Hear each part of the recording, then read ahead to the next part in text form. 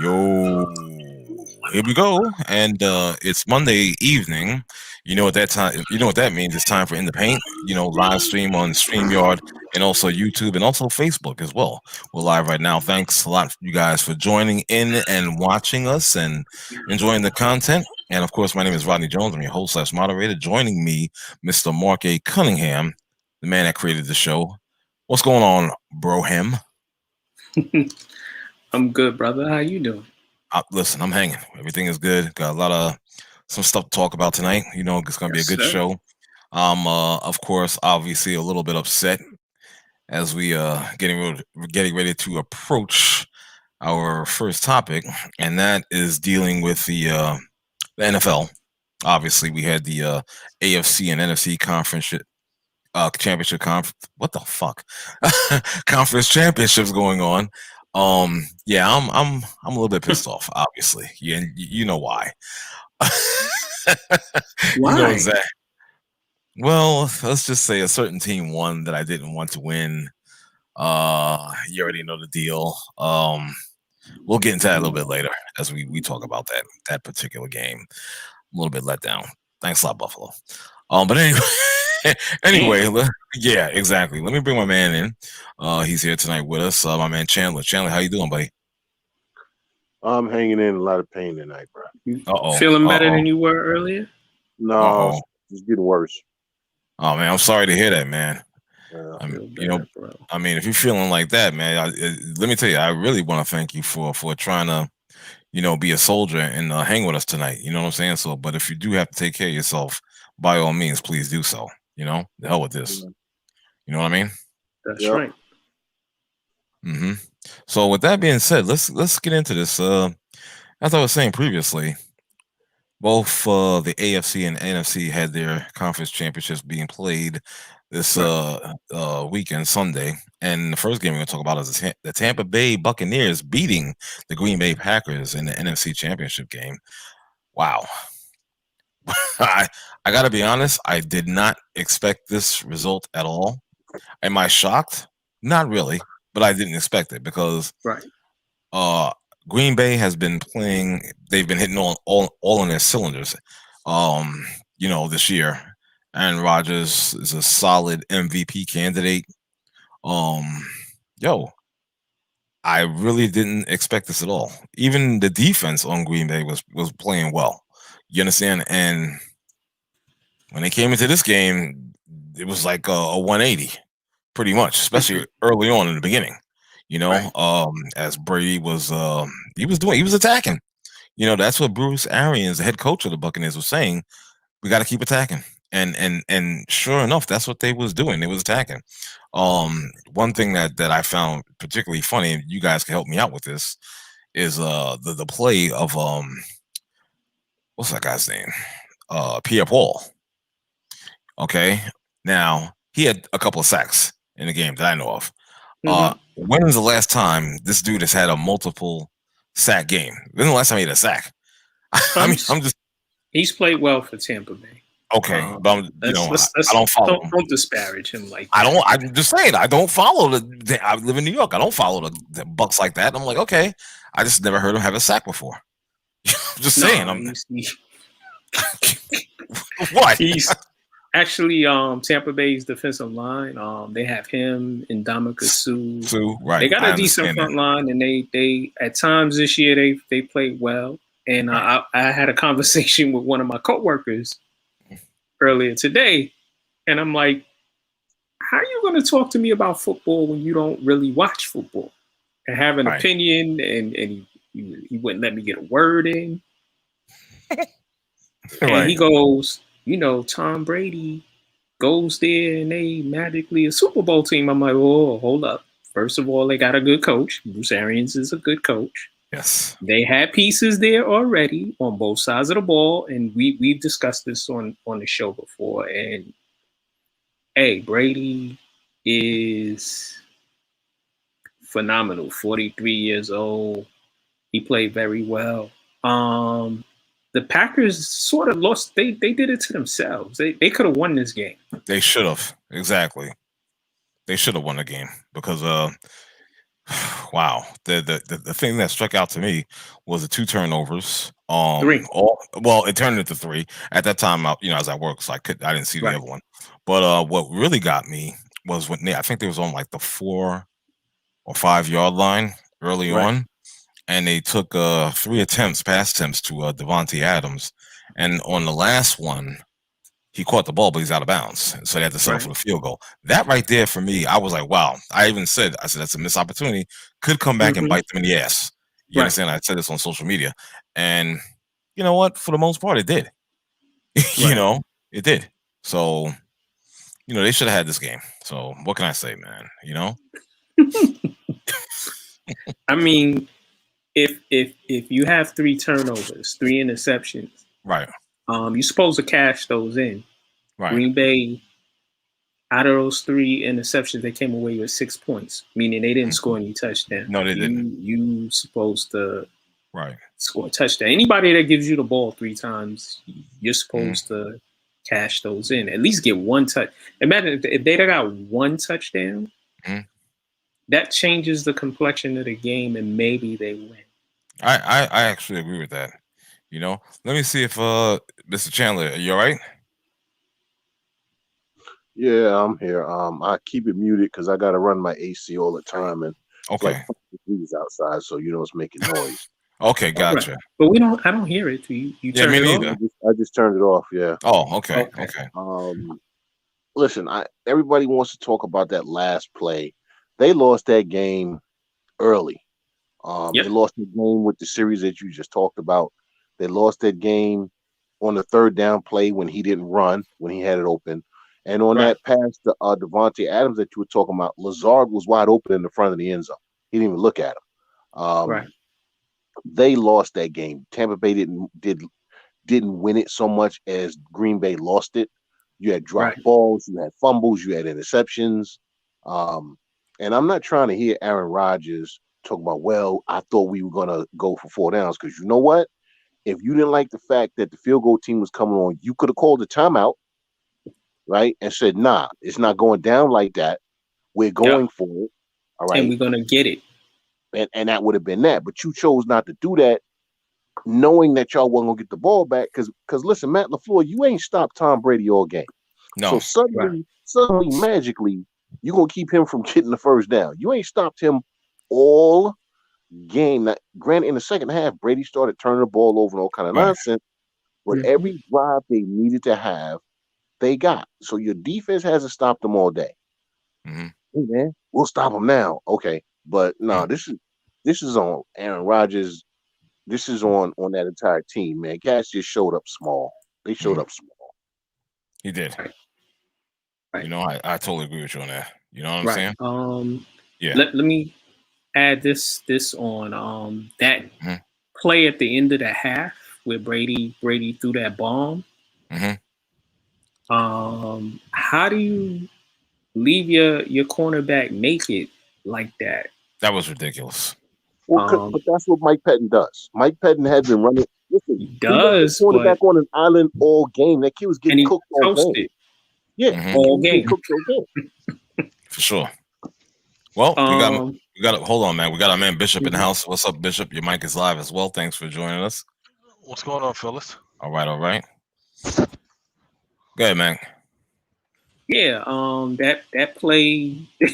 Reporters are saying that Greg Williams is probably somewhere blushing because the play was just as bad as the BS he called. Right. And it's funny, Mike Pettin used to be the New York Jets defensive coordinator. Also was a Cleveland Browns head coach. Didn't last long there. No. Sometimes you gamble and sometimes you take calculated gambles. That wasn't a calculated gamble. It was a bad gamble. You gotta protect your cornerback. Yeah, it was pretty bad. Obviously, Bishop, we're talking about the football game this weekend. We're starting off with the NFC conference game. It was so funny, my man. His laugh, evil. Nothing. I saw the game. It was Yeah, it was a lot of mistakes made on Green Bay's part. It's like agreed. how do you intercept 3 times? You pick 3 times and don't even get a field goal out of it. Mm-hmm. Don't even get a field goal out of it. Right. You get 3 separate picks and it's like 3 downs and that's it. Yeah, yeah. Right. Then and that last scoring drive when they're in the red zone, I'm like, okay, it's 3rd and 8 or whatever. Yo, it could have been 4th and like 2 if he was just chucked the ball and like slid. Like he was wide open. Yeah, he could have had a first down, touchdown. Mm-hmm. Yeah, there's a lot of positive yardage. Yeah. Then you put your running back in and get the 2 extra yards, you know? Right. Yeah. It's like ridiculous. Like that's ridiculous. Yeah. Then the whole game, Mm-hmm.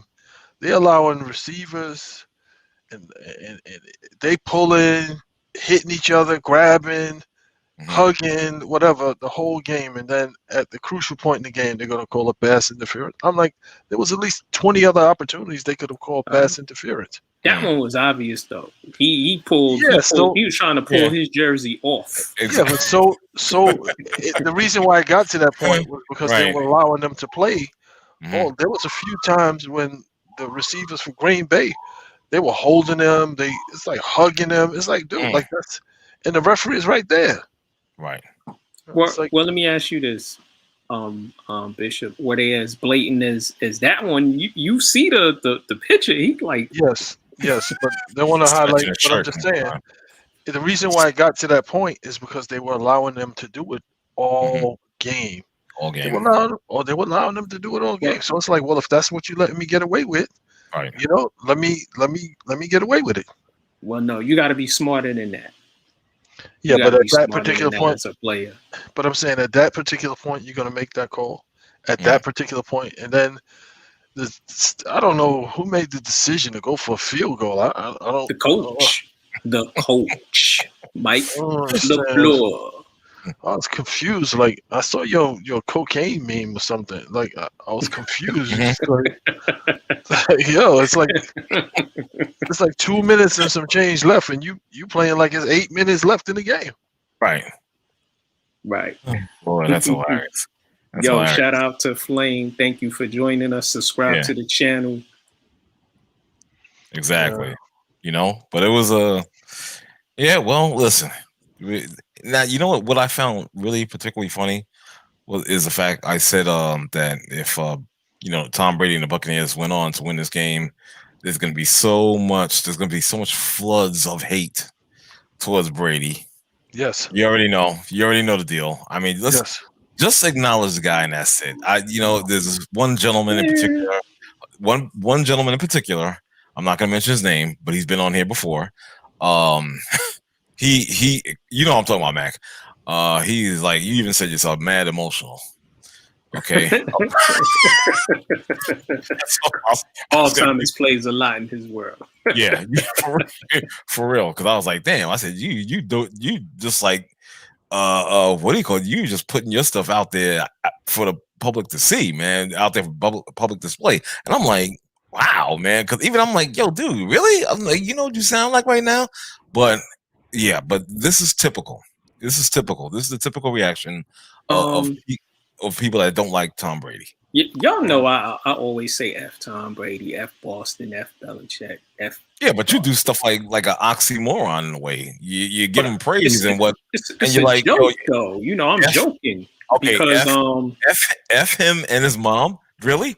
I'm just like, I said that. Okay, then. I've also said his wife, his kids, everybody. Of course. But of course. But no, it's all in jokes. Listen, he's 43. Dude, this gonna be his 10th Super Bowl. Yeah. He's what, 10-4 in AFC Championship or in championship games. I mean, but one of those. He just averaged in, right? I'm just saying, at least he on some Mark Brunell type stuff, right? Right. Well, as a Giants fan, I'd like to just say that at least one of those blemishes were due to the Giants. Oh, couple blemishes. He got No, I'm talking about the one. I'm talking about the one. I'm talking about the one where they had that close to near perfect season. Oh yeah. Until they ran into the G unit. Keep it a buck. If they run it back again, we get them again. We get them all the time. Mm-hmm. But no, look, he's nice. I don't front on that. And our sister was like, "Say he's the GOAT." I'm like, no, I'm not saying that. I already said it. I was kind of waiting for that too. I said, please say it. And in caps. And in caps. See, there you go. I'm just saying. That's what she wanted and whatnot, right? Listen, Tom. I'm on record. Tom Brady is, if not the greatest, he's one of the greatest quarterbacks ever, and I can't take that away from him. No matter how much I dislike him and his winning ways, I would take him on my team. Okay. See. Okay. Some of those people, like, I don't even want him on my team. Stop it. Okay. So we know you're not rolling like that, Mac. No, I'm joking when I say F him and I hate, I know there's somebody. The man is nice. I know there's somebody in this line that doesn't feel like that, or he might be joking like you. No, I'm not joking. I can't stand him. Hope he get hit by a bus. I don't want him on my team.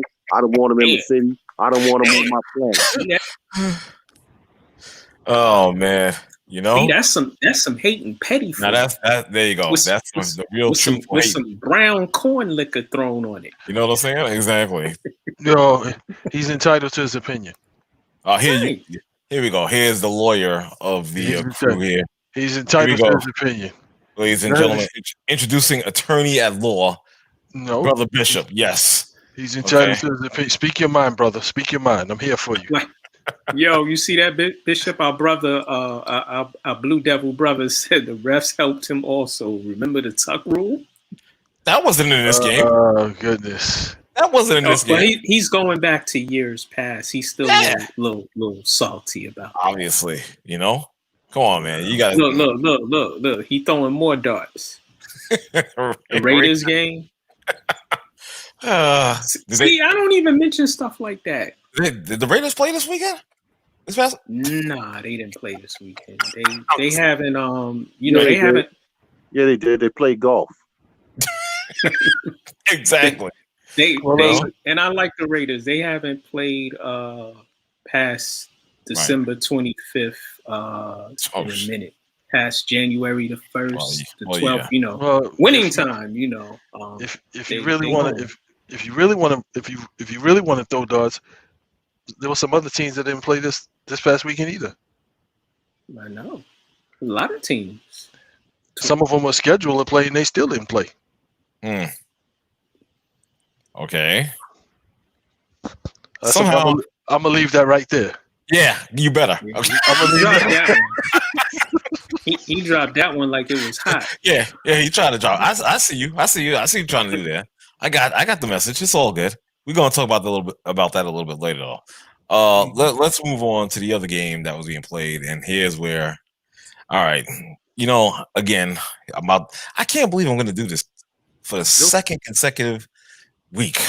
There was another game. Come to the red side, brother. There was another game on. Yes, there was another game on. You didn't know that? It was 2 games. No, I didn't know. Fuck out of here. Listen. I did something last week in which I actually gave credit to the Knicks. And now this oh boy, this really hurts bad again. Here we go. I actually have to give credit where credit is due with the Kansas City Chiefs. Yeah. I still hate their fucking fans though. I can't stand them.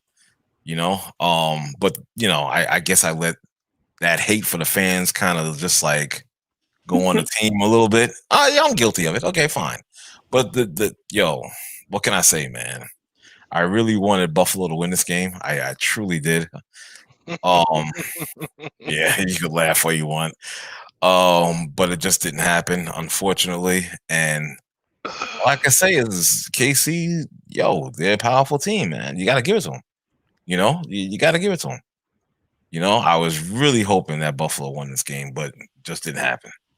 They fell short. I mean, wow. Yeah. I can't even say anymore. That's how hurt I am right now. You know, might start crying. It's another game where where coaching decisions played a part. Poor coaching decisions. Now, Buffalo wasn't going to win that game. Let's be clear. But you took opportunities away from your team, Sean McDermott. Yep. Now, the very first time you had a fourth down, you went for it. After that, you started going for field goals when you needed touchdowns. Josh Allen is big enough to get you a couple of yards on some of them fourth downs. All right. You chose to pick field goals, which makes no sense because Kansas City at that point was just coming for you. They were coming for your neck. And so once again, it's amazing how you see coaches who they get, that in crucial moments let their team down. Now, like I said, Buffalo wasn't going to win this game. But who knows what could have happened had he gone for those fourth downs. You never know what could be the turning point for your team. I mean, you got Cole Beasley out there playing on a broken leg, man. The least you could do is go for it on fourth down. Yeah, but Kansas City is a juggernaut. If you don't make it, then it's like, imagine like 2-3 more touchdowns on that. Like how many times did they kick the ball off yesterday?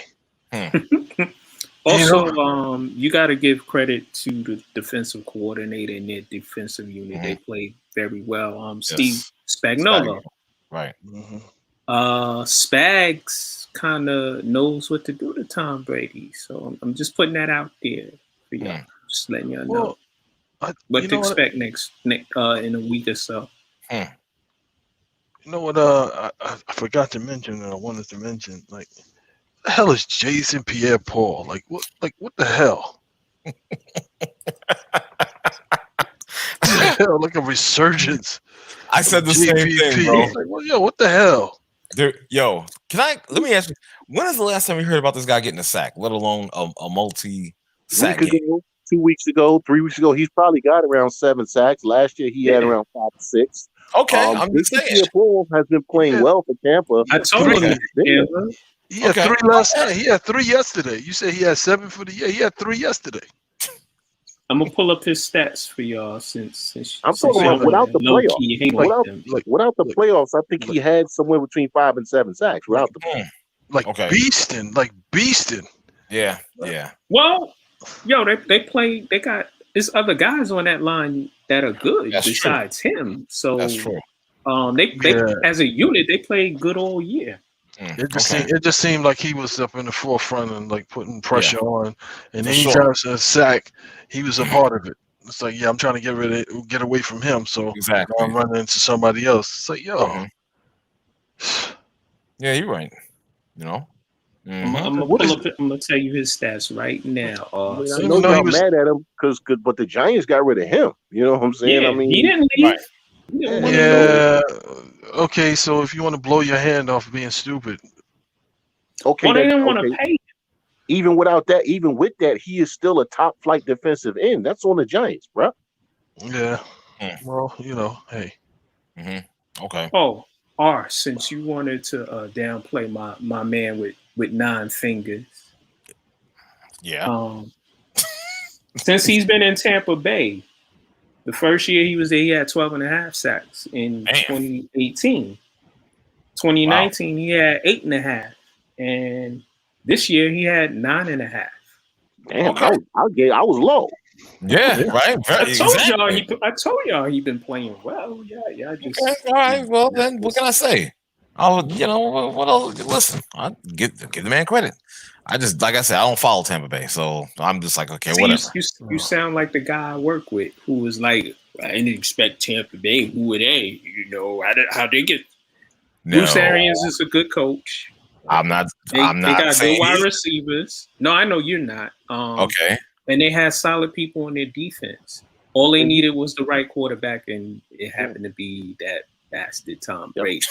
You can't double Paul because you got Shaq Barrett on the other side. And you got Sue in the middle, and was it Vita Vitae pushing the middle? So you have to basically single cover everybody. And listen, Jason Pierre-Paul is still faster than most guards he's gonna go over. He's gonna bend that corner.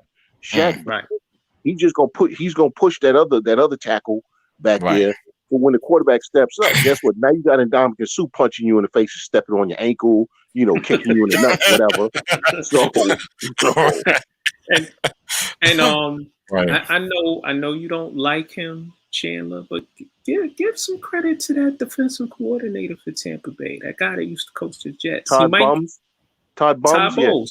He Todd might he might catch a job off of this. Nah, no. Oh, he's got some interviews. And that team will stink like the Jets. He's a coordinator. I agree with you. He's a really good coordinator. Mike Patine at times, the other coordinator for Green Bay, he's also a good coordinator, but a step below Bowles. They shouldn't be head coaches.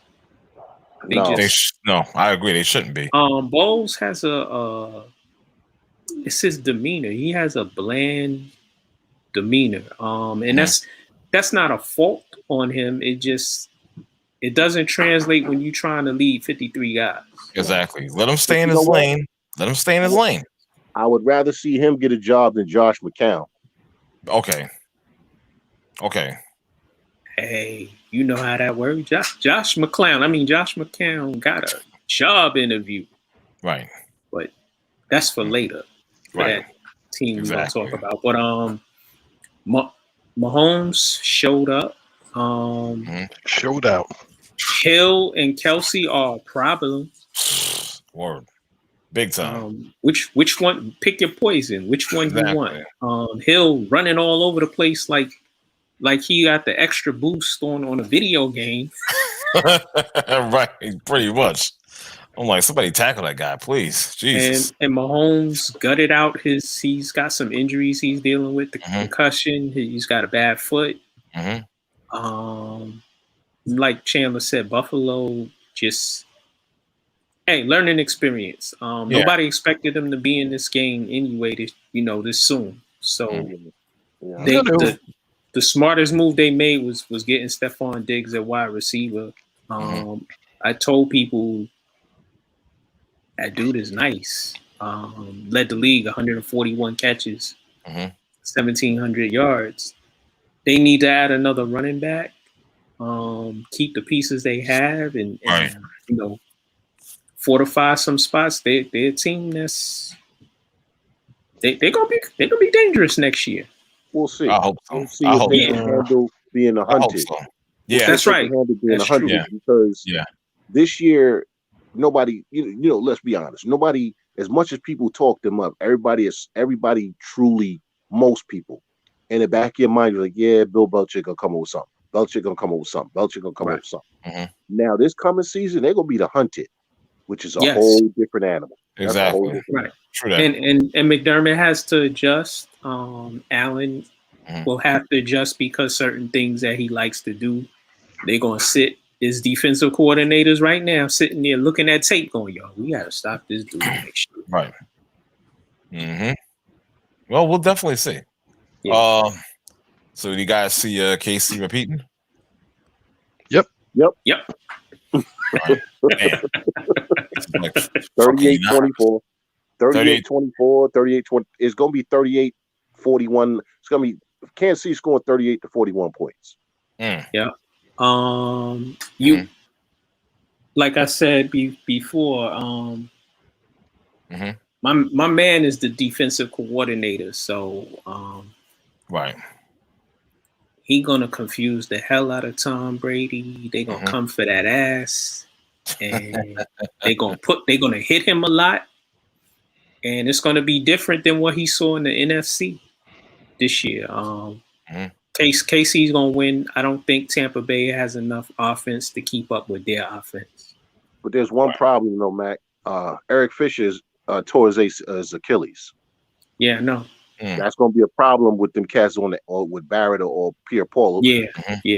So I think we're going to see Mahomes run a lot more, or they're going to be doing a lot more rolling pockets because their backup tackle with Eric Fisher ain't that good. Right. Right. But Mahomes is that guy. He's that guy, though. Hopefully his foot is more towards him being 100%. I mean, it should be. You know, he was moving around in this game, but I saw plays where he ran and then he got up a little gingerly, so it's affected him a little bit. Okay, but I think by the time the game, the Super Bowl comes on, I think that'll be resolved. You know what I'm saying? Right. It'll be, if not 100%, very close to it. You know what I'm saying? So we'll see how that goes. Let's do a little bit moving on. Still in the lane of the NFL. We got the rumors of Deshaun Watson once prefers to go to the New York Jets. Let's get into this, fellas. You know, hey, he want to get the heck out of Houston. He is not satisfied with anything they've done. I don't blame him. No. Hell, they interviewing Josh McCown for coach. Yep. Or if you would have owned, I'd be calling, man, yo. I know you did. I know you didn't interview him. First, you already know. First of all, I wouldn't even make that trade. No, I wouldn't even make that decision. There's no need to call me. Right. You know what I'm saying? Right. It doesn't make any sense. Right. You understand? And I think he wants a big market team, and he sees who the Jets hired as the head coach. He sees which he likes. They have cap. Right. The Jets have cap space. If they can get a trade with him, he's 25 years old, going on 26. Right. Hasn't reached his prime. That's a move. If you're the Jets, that's a move you make, and then you fill out the rest of your roster, and you can become a playoff team in a year. Yeah. Next season, actually, because that's what I mean. They have enough draft picks. And keep in mind, Deshaun Watson has a no-trade clause. Right. So the only place they can trade him is the place he wants to go. So if he really wants to screw the Texans, he's like, the only time I'll prove a trade to is the Jets. Right? Then backdoor, because we notice how this stuff works. I let the Jets know, listen, don't be giving up all your draft capital. Give them 3 ones and that's it. Don't give them no seconds. Don't give them no thirds. Right? If that's the only team they can trade them to, they're going to have to capitulate. So they'll take the 3 ones because they just have 2 first-rounders in this draft. You give them one. And they have 2 in the next year also. Right. So you give them 2 this year, you give them 1 next year, right? And you give them Darnold. That's the trade. Yep. Now you still have multiple second-rounders, multiple third-rounders where you can get quality players. You have enough cap space. There are guys who are going to want to come there who have winning pedigrees. Listen, I don't like Richard Sherman at all, okay? I would punch him in his face if I saw him, but he is a winning player. Okay, and so you bring guys like that in to kind of preach the gospel of Salah. You understand what I'm saying? Get the culture right. You're bringing guys who won, who understand what it means to win, who understand what it means to be professional, who understand what it means to work in the limelight, to help out the Quinnen Williams of the world. And not for nothing, and I'm putting this out there now, I think Jamal Adams winds up back with the Jets. I would love it. Okay. Reggie, I tell you, but I hear you, Chandler, and also let me just say this, Mac, you consider me the angriest man. I think that title is going to Chandler. He's been kind of rough lately. No, I've seen you in action. You got it. You still got the crown. Yeah, man. I've seen you in action. I go to this man's Twitter feed. I'm nice on Twitter. Why you got to roll with the Kansas City Chiefs fans? Well, you already know. I'm not going to go back. Then I get. I'm looking at my phone. I get texts. Your teeth are like this. I can see you texting like this. And it's all in caps and it's F bombs. It's not all in caps. It's not. Stop that. It's not all in caps. I'll give you the teeth and everything, but but the cap thing, no. You know what I'm saying? No, absolutely not. But they deserved it. They deserve it. Yeah, I said stuff about something, and they deserved it. You want to try to troll me? Who the fuck are you? I'm just saying. You don't know me like that, brother. I don't want to raise your pressure.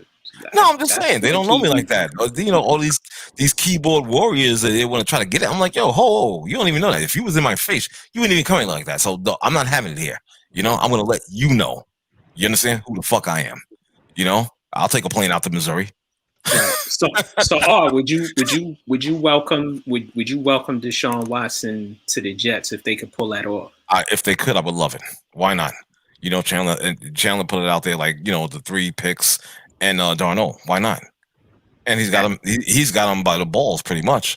Right. The Houston. Actually, if they don't want Darnell, because I forget where Houston is picking, they could probably draft a quarterback in the draft. Okay. No, you could flip Darnell to another team for maybe a first round pick, but you could get at least a second or third round pick for him. More third round for Darnell. Second. I don't think.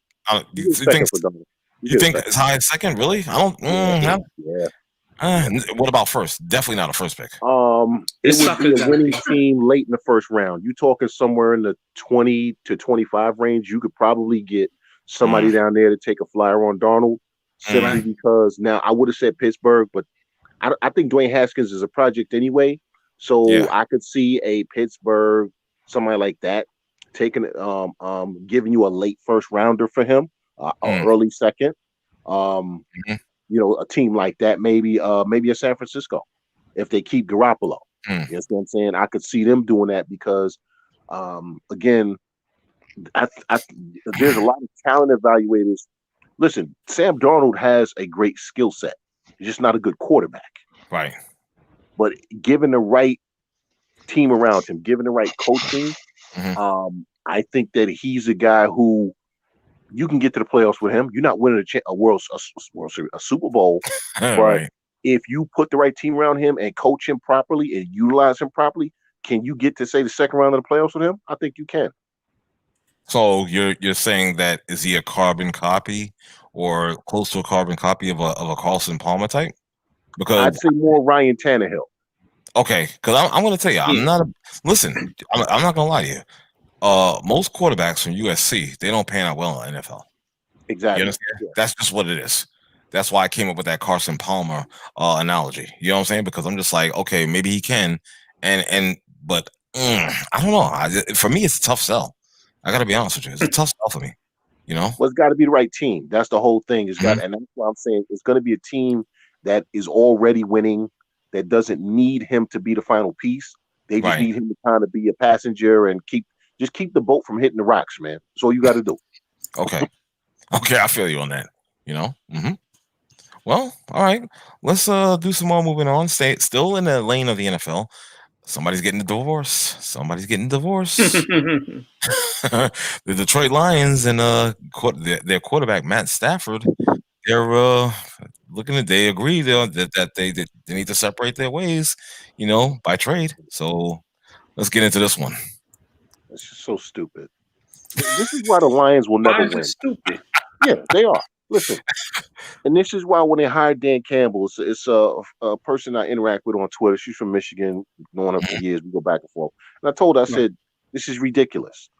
You could have had Louis Riddick and pick a coach, and instead you got these two crumb bums you got. Because keep in mind that Chris Spielman is an advisor to the owner. So this is all Chris Spielman doing this. And Chris Spielman's a clown. All right? Spielman's a clown. Now, you have Matt Stafford, who you've never put talent around, right?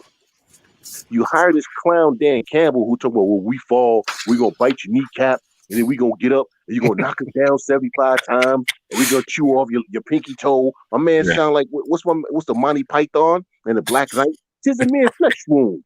You understand what I'm saying? Come on, son. Nobody's trying to hear that nonsense. Right. So instead of hiring a real coach, you go get this clown. Matt Stafford looked at that and was like, yeah, no. So he went to the owner like, listen, I'm out. If you'd hired a real coach, right, you could have said to Matt Stafford, listen, man, I know we've been screwing you for years, all right? We finally got a good GM. We finally got a good coach. Give us one season. See how it works out this one season. Let's put some talent around you. See how we draft. If you still want to leave at the end of the season because we have wasted your talent and your time, I will absolutely send you wherever you want to go. Give us one season. Instead, that clown Campbell and Spielman like, yeah, let's get rid of Matt Stafford because that's going to make some sense.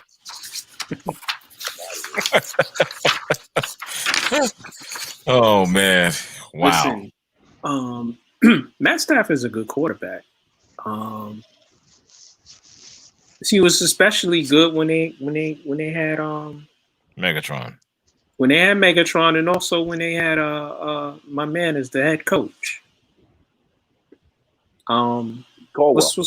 When they had Caldwell as the head coach. Okay, right. And Stafford has said, that was it for me right there. I was, that's and like Chandler said, Dan Campbell, I don't. That's like Matt Patricia part 2. They might be slightly better. I think he's not as big a clown as Patricia was and is. You see, Patricia went right back to New England. Yeah. Wow. Not even a coordinator spot. Not even a coordinator spot. Well, no, he can't get that. You left. You know how Bill Belichick do you.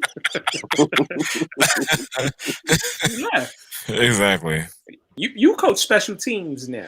Yeah, getting the back of the bus now for you. You know what I'm saying? Back of the bus now. Buddy. No. In fact, you should be defensive quality control. Yeah. Look at the coordinators that Detroit has brought in. You're going to tell me that Anthony Lynn couldn't set up a great offense for Matt Stafford? Right. You understand what I'm saying? They Anthony Lynn was before he became a coach, he was a good coordinator. Exactly. Yeah. And you're gonna let him go to Indy so he could go to the damn AFC Championship next year? Come on, man. Oh, Frank Reich is sitting there like this. Exactly. You can't wait for the new season to start. Stafford has like 2 years left on his deal. It's in the mid 20 million a year. Like he's getting 22 next year, and I think 23, 24 the following year, and he'll be 34. Listen, he'll get you 4,000 yards passing. He'll get you 40 touchdowns. Early in his career, he turned the ball over. He doesn't turn the ball over as much like he used to, but because of volume and throwing 500, 600 passes in a game,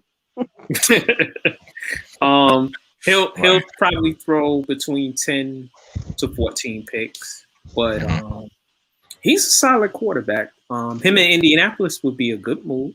Oh yeah, the running game, the defense. Come on, man. Right. Yeah. I was reading a report that Detroit doesn't want to make the move and send him to Chicago because Chicago got some pieces over there on their offense that will work well with him, but I don't like Nagy. Right. They clowns just like Detroit. Come on, man. And Matt Nagy's still in Chicago. Why would he want to go there? Right. True indeed.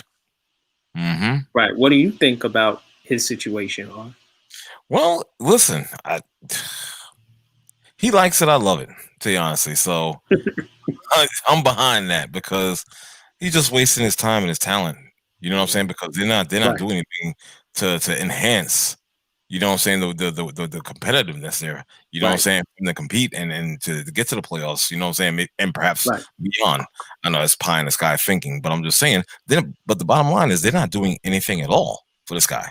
So after years, why wouldn't you want to leave? Especially when you bring a coach, a so-called coach, that's more rah-rah than X's and O's. I think we discussed this before, Mac. Yeah. You know, Dan Campbell. You know what I'm saying? Because he's a rah-rah type of guy. He's not known for his X's and O's and whatnot. That's just what it is.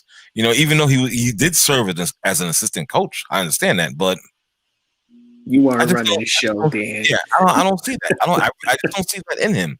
What's going to be important for Dan Campbell as a coach is who he surrounds himself with, as far as coordinating. I agree. Well, getting Anthony Lynn is a smart move. Yep. Who did he sign? I think he signed somebody who's a good defense as the defensive coordinator. He signed somebody good as well. Okay. You have to get who he brought in some really good coaches on his staff. But this is all you need to know about Dan Campbell. He coached the Miami Dolphins for 12 games. Right. I forgot about that. People thought so much of the job that he did. Really? Right? That in the next 5 years, nobody ever gave him a coordinator position. Right. There you go. Right. There you go. Exactly. He got lucky with that. Didn't show and prove. Right. You know what I mean? So there it is, man. Yep. Where's my man at? Is he still on with us, Mr. Bishop? I'm still here, man. I'm listening. Oh, He's eating okay. right now. Bishop eating. That's why he turned the camera off. He's there eating. I'm listening. Right. First of all, He's sharing the vittles with the brothers. That's You know, what happened. exactly. First of all, that's Detroit. Like, who cares? I mean, it is. Listen, it is sports news. I'm sorry, but you know. Yeah, but certain teams, it's just like, why even waste the energy and the airtime? I got more words, you know. Okay, I feel you. So it's kind of like it's kind of like the NFL's NBA version. Well, in regards to Bishop, of Utah and Denver. Pretty much. No, Sacramento. Yeah, Sacramento. yeah. That's about it. You know, I understand. It's all good. The only way I watch some games is like, I gotta be desperate. I gotta be fiending. I feel you, brother. I feel you exactly. Let's do a little moving on. We're gonna be out of the lane of the NFL, and well, yeah, there it is. Didn't I call it? My man McLucky Charms didn't turn out to be so lucky. This Saturday night, you got KO in the second round by Dustin Poirier. What's his last name? Poirier. Excuse me. Thank you for that assist there, Poirier. Yeah, this is hilarious. You know, right off the heels of the Bernie Sanders memes was this. Lord. Yo, let me just say, hilarious. The internet is savage. Okay, savage, dude. I'm just like, I've never seen so much this comedy from this. Yo, bro. Did you see the meme where Bernie's sitting in a chair? Nate Robinson is laid out on a couch, and McGregor is next to him. I'm telling you, man. Just seeing all this stuff, dude, I was crying, man. But the young boy put it on him though. And you know, and Mac, remember I was telling you about this what was it Stephen A show that they got on ESPN? Something like some nonsense. We're not giving that any publicity. We are not mentioning names. Okay. Son, you know I don't. Neither do I. And I don't neither even do I know what he's talking about. I stay as far away from him as possible. Listen, I like to be heard free in my life. I like to deal with people who got their hairlines intact and go to a real barber. Right. Exactly. Not, the Lester Jenkins type thing he be rocking. Mac 6'11" says sucker free. You know what I'm saying? Yo, homie looked like a 70s. His hairline looks like a 70s reverend. Right. See, now y'all got me snapping on people. Hold on. But okay, I'm not gonna give that clown any airtime, but I will say this. There was a slight clip of that person interviewing Conor McGregor, and he had mentioned, are we gonna see the Conor of years past of knocking people out and this and Conor's just going along with it, said, yeah, that's pretty much what's gonna happen. Well, not so much, huh? No, he got slept, as they say in the streets. Yeah. Hasn't McGregor lost his last couple fights? Hasn't he lost his last few fights? Yeah, he's 1-2 in his last 3 fights. I know he won 1. And he's 22-5. And he hasn't fought much since he lost the boxing match to Floyd Mayweather. He's been very inactive. What Dustin did, Conor McGregor, he fades fast. He's one of those guys who he tries to finish you early, and he fades later in the fight. So what Dustin Poirier did is he took his legs from him. He kept kicking him in the legs in the first round and early part of the second round, and then Conor can't move anymore. No. So now you're a target, and he picked him apart. It's how you beat. He gave you the blueprint on beating Conor McGregor from here on in. Since you don't want to be in the octagon anymore, and you want to do commercials, you got a baby, you made all that money. You jacuzzi affecting right now. Exactly. Yep. Ruiz. He ain't hungry. Eating tacos. With Andy Ruiz. If you made, I'm saying he made all that money from the Mayweather fight, probably more money than he's ever Imagine like he'd have to fight Undoubtedly. 10, 15 fights to make that much money.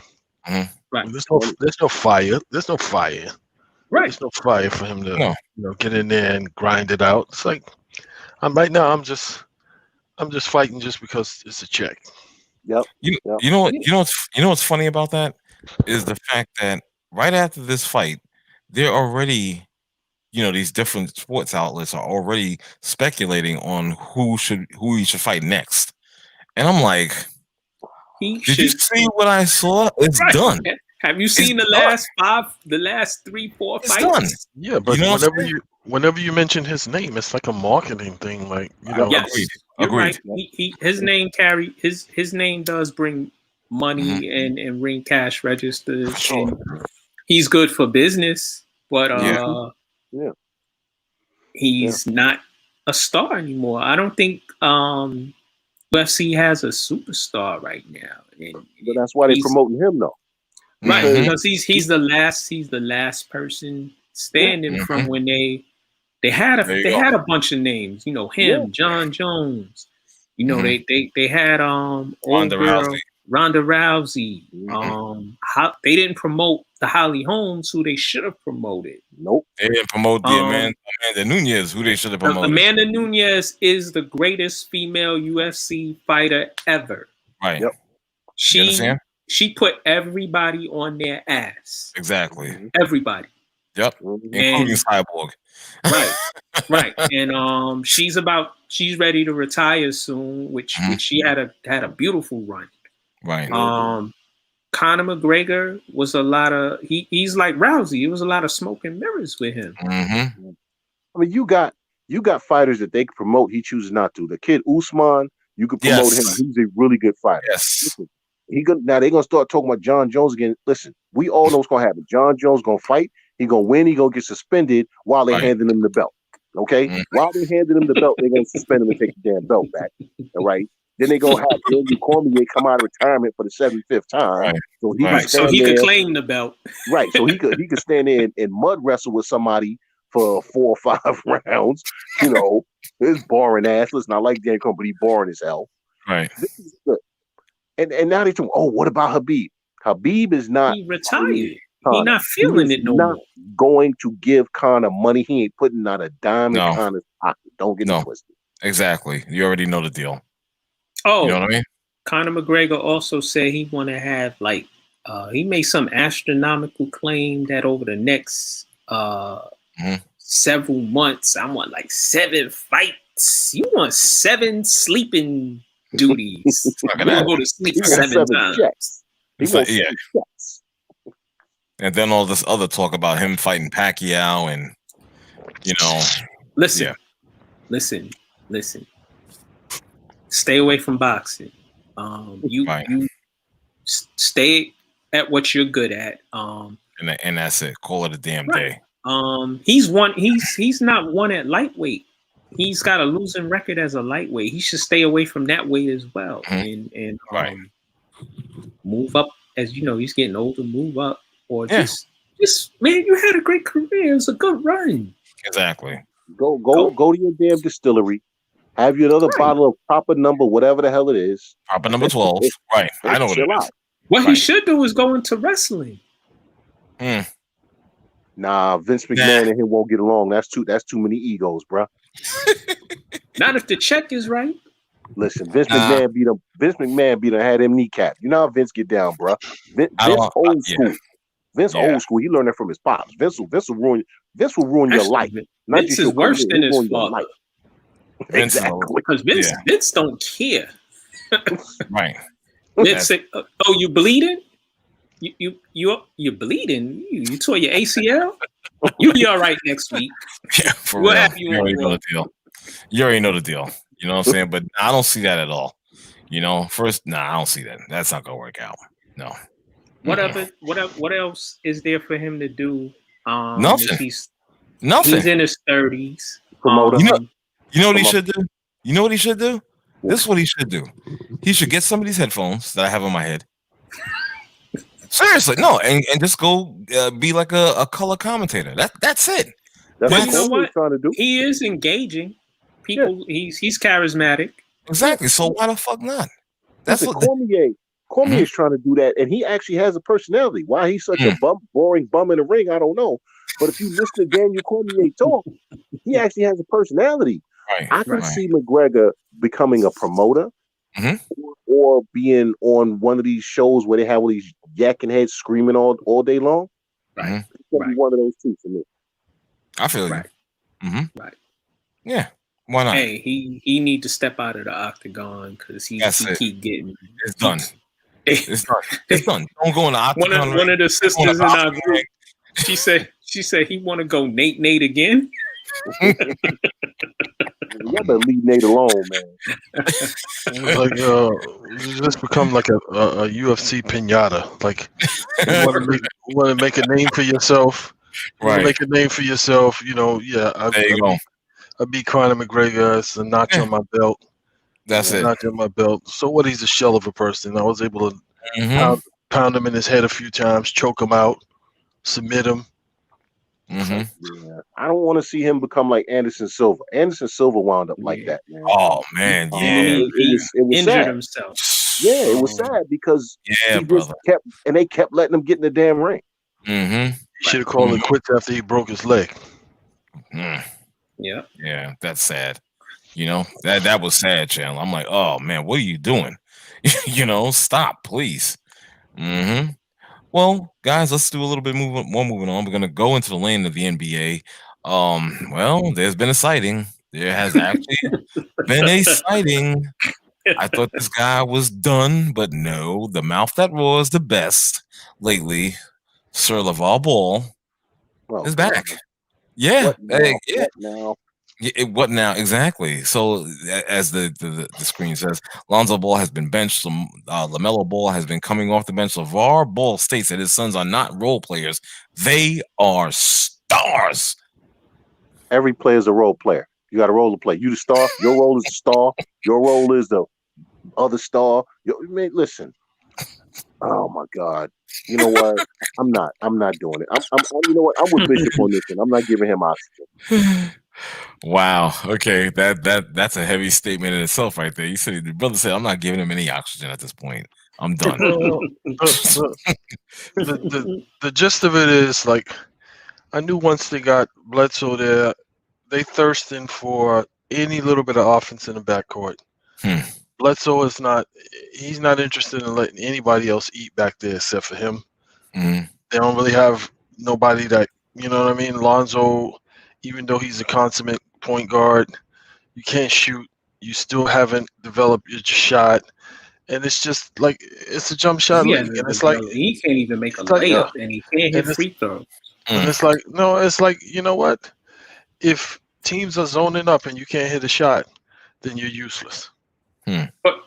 But Bishop, he can't make twos either. He doesn't make layups. Confident. Well, I mean, that hasn't been a problem before. I don't know if it's no. It's been a problem.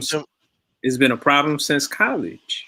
I used to watch him drive to the basket and catch a couple of dunks and get like fast break because he's really quick. He's got like quick hands, so he's able to get offense off of like defense, playing the passing lanes or something. But I don't know what's going on. Maybe the coach is like kind of like I don't know what's going on there. But you can't really like, for someone who has a skill set that he has. Yes, you're limited offensively, but we can still find time for you on the court. I'm gonna tell you the problem. Stan Van Gundy. Please. No, not Stan Van Gundy, but he's not good in the half court. He stands around and watches in the half court. He's good in transition though. Yeah. He'll make the right play in transition and get people dunks, lobs, and layups. But in the half court, he tends to stand and watch, and he doesn't make a lot of plays in the half court. He can't shoot. No, but let me finish. He can't shoot. Right. He's not interested in taking the ball to the rack because I watched him beat somebody off the dribble. Right. head to the rim, and then Kick it back up. he's kicking it back out. I'm like, yo, dude, take it, make a layup. Do But is something. that a residue of the previous coach? You know what I'm saying? Because remember who the previous coach was. It was all about threes. Right. But also, it starts with his shot. Yeah, and he needs to work on that. And Lavar has to realize, yes, your son is a role player right now, and that's what I saw him as coming out of college. I saw him as a role player. I didn't see star, and there's nothing wrong with that. No, it's not. And Van Gundy though, the problem with Van Gundy is if you think about it, Van Gundy's going to run a half court offense because he's trying to maximize Zion, which plays. See, Van Gundy is not good at maximizing everybody's skills. He's good at maximizing a star player skills. But role player skills, he doesn't maximize those. That's not true. That's not true. Okay, look at his team. Look at his teams outside of Orlando. Wherever he's gone, his teams he hasn't really maximized guys. There was a reason that they moved him on in Miami. There was a reason that what's my man Dwayne Casey went to Detroit with the exact same roster, made the playoffs the season after they got Van Gundy gone. Made the playoffs with the same roster. Okay, no changes, same roster. Guys play better. All right, Van Gundy is in many ways a dinosaur. All right, him and his brother think they invented basketball. So yes, Zion is going to look good. Brandon Ingram's going to look good. The rest of the team, not so much. Well, basically, and that's the other point. The ball is in Brandon Ingram's hands more, and when it is in his hands, Lonzo tends to, like I said, he stands there and watches, and he doesn't do anything else on that side of the ball. So he has to come off the bench right now because of the production. And like Bishop was saying, you got Eric Bledsoe there. So, and getting to the other brother, Lamelo isn't ready to start yet. No. Can I say something about the Pelicans? Go ahead. Okay. Go ahead. Yeah. Please. So the problem to me with the Pelicans is with that young team, they should be more like they shouldn't be a half court team. They should be more like running and gunning style. How? When you got Steven Adams there, you got get the rebound, kick it out. Get the rebound, kick it out. You got them two young studs. You got Zion. I can't put Zion in the half court like that because, again, I don't want all that wear and tear on them. I just want them to run, dunk, and get out of the way. Well, that's wear and tear. No, I'm talking about. Have you seen him walk? I'm just saying. Your knees already shot, bro. His knees already. Right. In a half court set, it's like he can't shoot. Yeah, you going in there, but it's a lot of more physicality now. It's just like, yo, get these guys like easy layups. Let them dunk a few times. Go sit down. You get your numbers. We keep the team exciting because we're not going anywhere. If you watch what's been going on, everything goes through Ingram. Right. It doesn't go through Zion. It goes through Ingram, and he's just that guy. He's matured as a player, and it has to go through him. Right. And, well, no, what I was saying is like if you utilize just what you said, like the fast break on the move, he's the ideal point guard because he's going to get everybody the ball. You got everybody going to the spots. You got everybody, filling the lanes. It's like you overload Brandon Ingram. Brandon Ingram he's made leaps and bounds, but he's still not that guy that you want to like keep giving because he's still really skinny. He still really hasn't like physically like matured like that. And if he starts getting injuries, it's small, and a lot of times like he's driving to the basket a lot. Well, then it has to happen is somebody foul him and he fall on his ass, and next thing you know, he got a tailbone issue, or he's, you know what I mean? I'm just saying, like, there's always room to use a guy who's a point guard that's a pass-first point guard because everybody's going to get the ball where they're supposed to get the ball. But he's not a half-court guy, though. That's what I'm saying. You got to get transition. You got to get these guys in transition. Like Steven Adams get that ball, you kick it out, and let Lonzo bring that ball up and let these guys fill the lane. You imagine Zion coming down, he ain't got to worry about nobody setting up. He just taking his 2 strides, 1-2 layup, boom. I'm gone. They're not built to run though. There they are. Yeah, they are. Like Really? Memphis. They should be playing like Memphis. How do you figure? What? How do I figure what?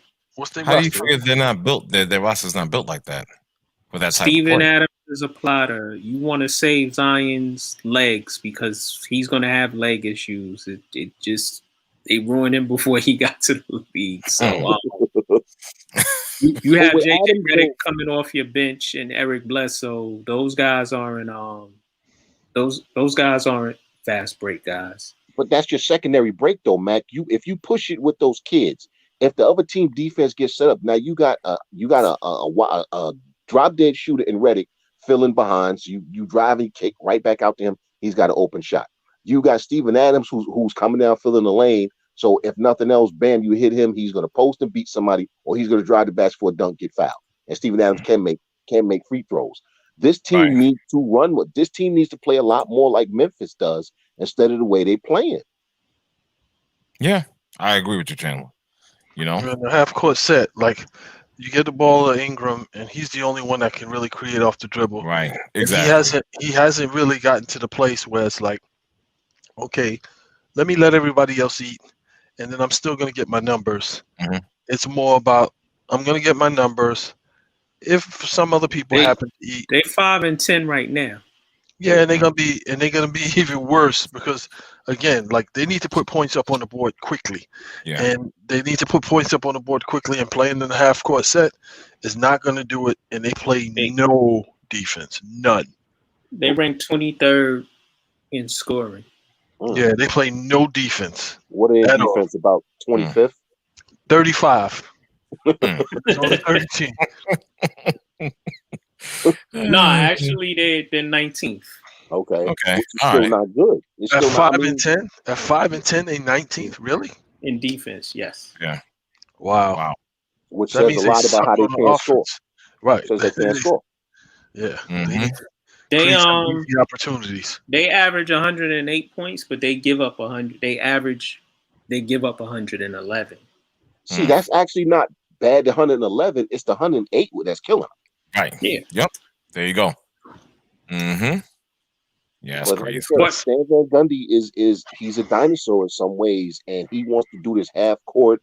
You know, we gonna walk. Listen, man, that's not how this works no more, Stan. No, thank you. You want to know about pace? Yeah, I watch Lonzo Ball. They rank 25th in pace. Yeah, that's crazy for a team with like young dudes, and like Yeah, Lonzo will push that ball up. He will push that ball up. Like it's not like it sticks in his hands. Like if somebody's open, he's giving them that ball. Yep. You know, so it's like I don't know why you don't take advantage of that. Mm-hmm. If Rondo was able to make it, in the league, he can make it in the league. Yep. Listen, another thing, he don't need to take no more threes. Right. No. Absolutely not. He takes too many threes.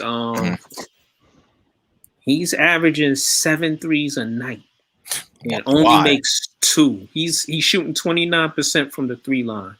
Because by the time he gets the ball with that half court set, it's late in the shot clock. Okay. You watch some of the games, he's getting the ball late in the shot clock or in weird spots where he's just where he's putting it up. He's like, hey, shoot the ball. And again, that's coaching. Right. And that's coaching and scheme.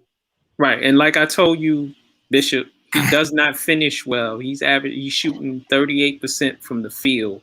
Oof. And he shoots 58% from the free throw line. He just period. He can't shoot.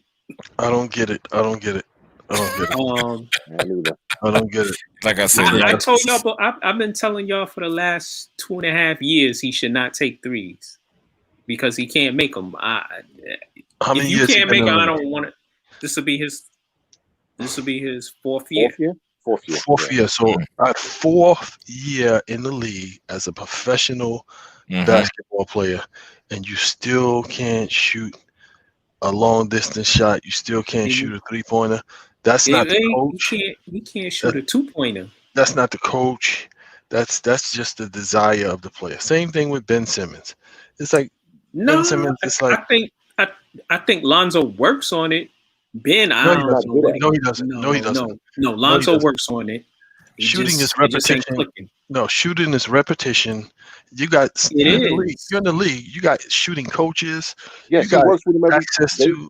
They did a story on that, Bishop. No matter where they are, 3 hours before every game and 2 hours after every game. Him and they have a coach who all he does is work with the guys on shooting. He goes and shoots with that coach. Some guys just can't damn shoot. Well, then that means he's scared. When he he's not scared. He just can't shoot. No. Listen, people who are scared don't take 7 threes a night. Right.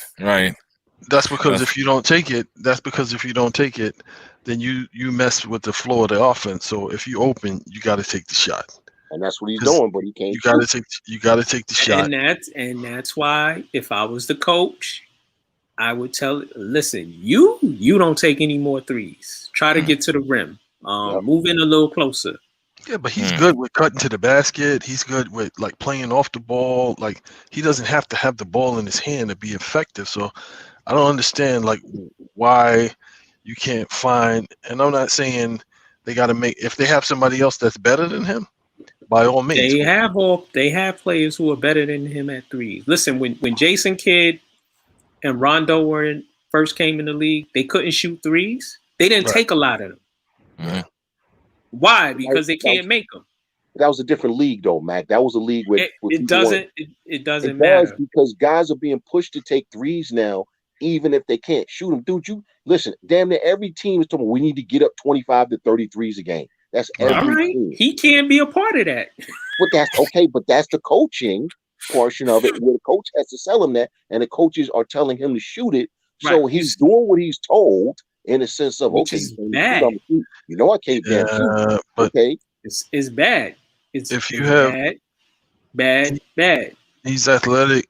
He's 6'5". He gets up. 6'6". He gets up. So you don't have to drive all the way fast. Just use a floater. Come in there, use a floater. His floaters are bad. He can't shoot. Something's got to be you got to have something. Our brother Black got you. Retire. I love it. There's cats. Matter of fact, remember the wide receiver that the Jets drafted from Georgia Tech? He could run. He was fast. He was big. He couldn't damn catch. No matter how much he tried. Something? Yeah, Steven Johnson. No matter how much he tried. No, it wasn't Steven Johnson, but it was Steven Hill. Steven Hill. There you go. Something like that. Yeah, Steven Hill. No matter. Listen, the judge machine. He worked with the coaches. He did everything he could. He couldn't damn catch. Right. Nervous. It happened. Scared. Not nervous. He couldn't catch. He had bad hands. If you're telling me that you're working with that's a football thing. Some guys have bad hands. Right. Some guys can't shoot. Some guys just can't move him to defensive back then. Nah. Listen, Ricky Rubio can't damn shoot. He figured that out long ago. Still can't shoot. Least Rondo, as you see, last year, we had guys in the group saying, why Rondo he missing? He shouldn't play. Yada yada yada. He shot 40, and now sitting there, I'm like, y'all realize he's shooting 40% from the 3 line. Right, but that's goal for him, and he didn't force a lot of them. He didn't take a lot of threes either. Right. Yeah, I mean, but it took him 7, 8 years to get to the point where he was consistent. Okay? So in another 6 years, Lonzo will be consistent. Right. You also got to consider too. He was playing on the Lakers, and they pretty much rolled out the red carpet and said, "Hey, we'll live with you shooting these. We're not even gonna push up on you." So then it became a matter of pride for him. Listen, disrespectful. And then it's when in that playoff series, he did what he was supposed to do. I'm saying he didn't force anything. He was playing with LeBron, and they was like, "Okay, well, we're gonna give this shot to you." I remember watching them games, and dudes is like 3-4 steps off of him until they realized, well, wait a minute, he's hitting these like he got like 20 points right now. Stick him. Yeah, right. Stick him. Stick him. Ha ha ha. Stick him. But to move on to Lamelo, Lavar is really pissed that he's not starting. Who? Lamelo Ball for Charlotte. He shouldn't be starting. Who's but pissed? Lavar, but let me finish. He shouldn't start right now. He's played good in spurts, and he's going through a spell right now where he's turning the ball over a lot. Mm-hmm. You can't play 16 minutes and turn the ball over 5 times. The coach even said that, and the coach said, "You don't play defense." He said, "You're going to be sitting right next to me." Right. He's going to be a decent player. I think he's going to be the best player out of all 3 of them. Yeah. He can't shoot either. That's not really saying a lot. But that's a hereditary thing, bro. None of them can shoot. But LaMelo, listen, D'Angelo can shoot. But go ahead. The coach is bringing him along the way you're supposed to bring along a young rookie point guard. Mm-hmm. I'm going to give you X amount of minutes. Right. If on the nights you earn more, you'll get more. On the nights you decide you want to start throwing no dribble behind the back, flipped up in the air, stand on your head passes, you're going to sit next to me.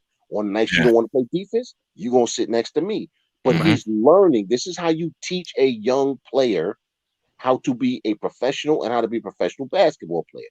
He's in the right place. He's got a coach that's bringing him along right.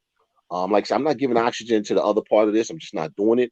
But I like what they're doing with LaMelo on that team because they're doing it the right way. They're bringing him along the way you're supposed to bring along a young player who you think has a real future for your team. Right. Listen, he's 6'7" and quick as a gnat. That's not taught. That's there, and he just has to be molded. I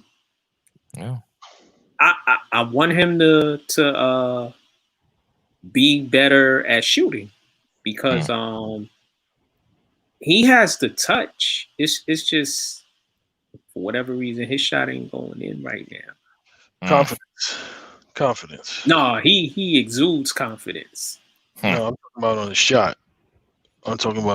Oh no. Listen, he be pulling from 30 feet. He's very confident. Why do you refuse to believe that some people just can't shoot? Why do you refuse to believe that, bro?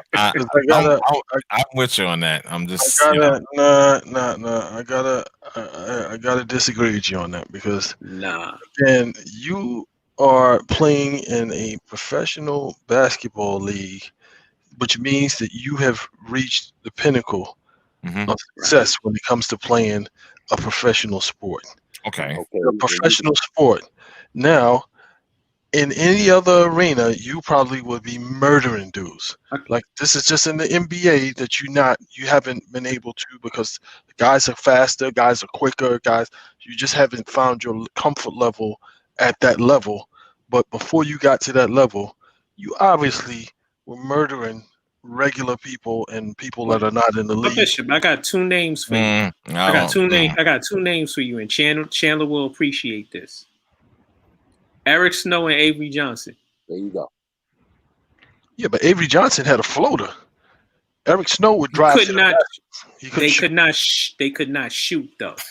But they gave you something else. Though. Yes, okay, but there has to be found out. Just because you got to the NBA doesn't mean your game doesn't have shortcomings. Right. Yeah. You're going to have flaws. shortcomings in your game. You're going to have flaws. Now, you were killing people. Okay, and the perfect example is Zion. Zion can't guard a dead body. Okay. All right.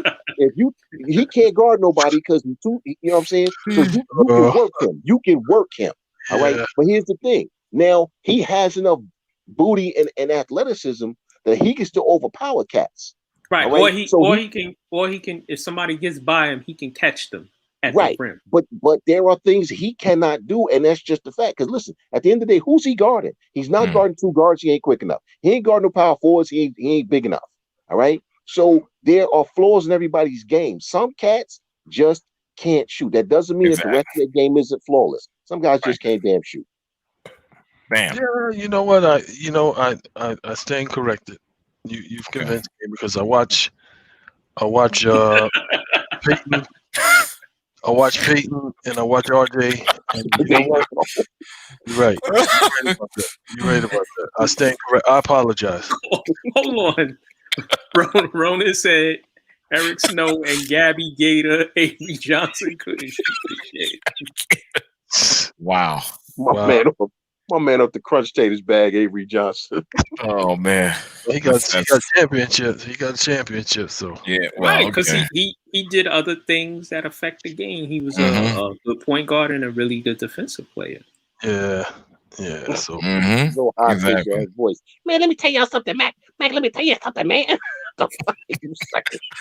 You know who does a great impersonation of him? Who? Chris Childs. Chris Childs had it spot on for Avery Johnson.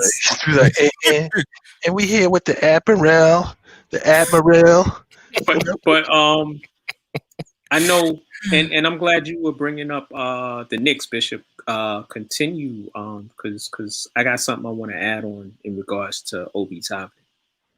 Okay. Listen, let's move on. Still in the lane of the NBA. As according to Bishop, the Brooklyn Novellas, as they like to call them, the Brooklyn Nets, their defense. Their defense has been categorized as bad. They are rumored to be in trade talks for center Javale Mcgee and also Kevin Love. They don't need Kevin, not the defense. Kevin Love. Yes, R. Fix your face. Fix your face, R. Why? I said that. Exactly. Kevin Love. Why would you Kevin Love and you need defense? Why would you get Kevin Love? I don't understand it. Marquee value. Maybe. Or maybe they know he's not going to play, so maybe you get him, you put him on the long-term thing, and you get their medical exception so that you have more money to use for somebody else. That'd be the only reason I could see you getting Kevin Love. Who could become out character. Listen, the problem with them having to go out and get a JaVale McGee and they about to sign Norvell Pell is that nobody would take Landry Shamet because they were trying to keep Jared Allen, but nobody wanted Landry Shamet.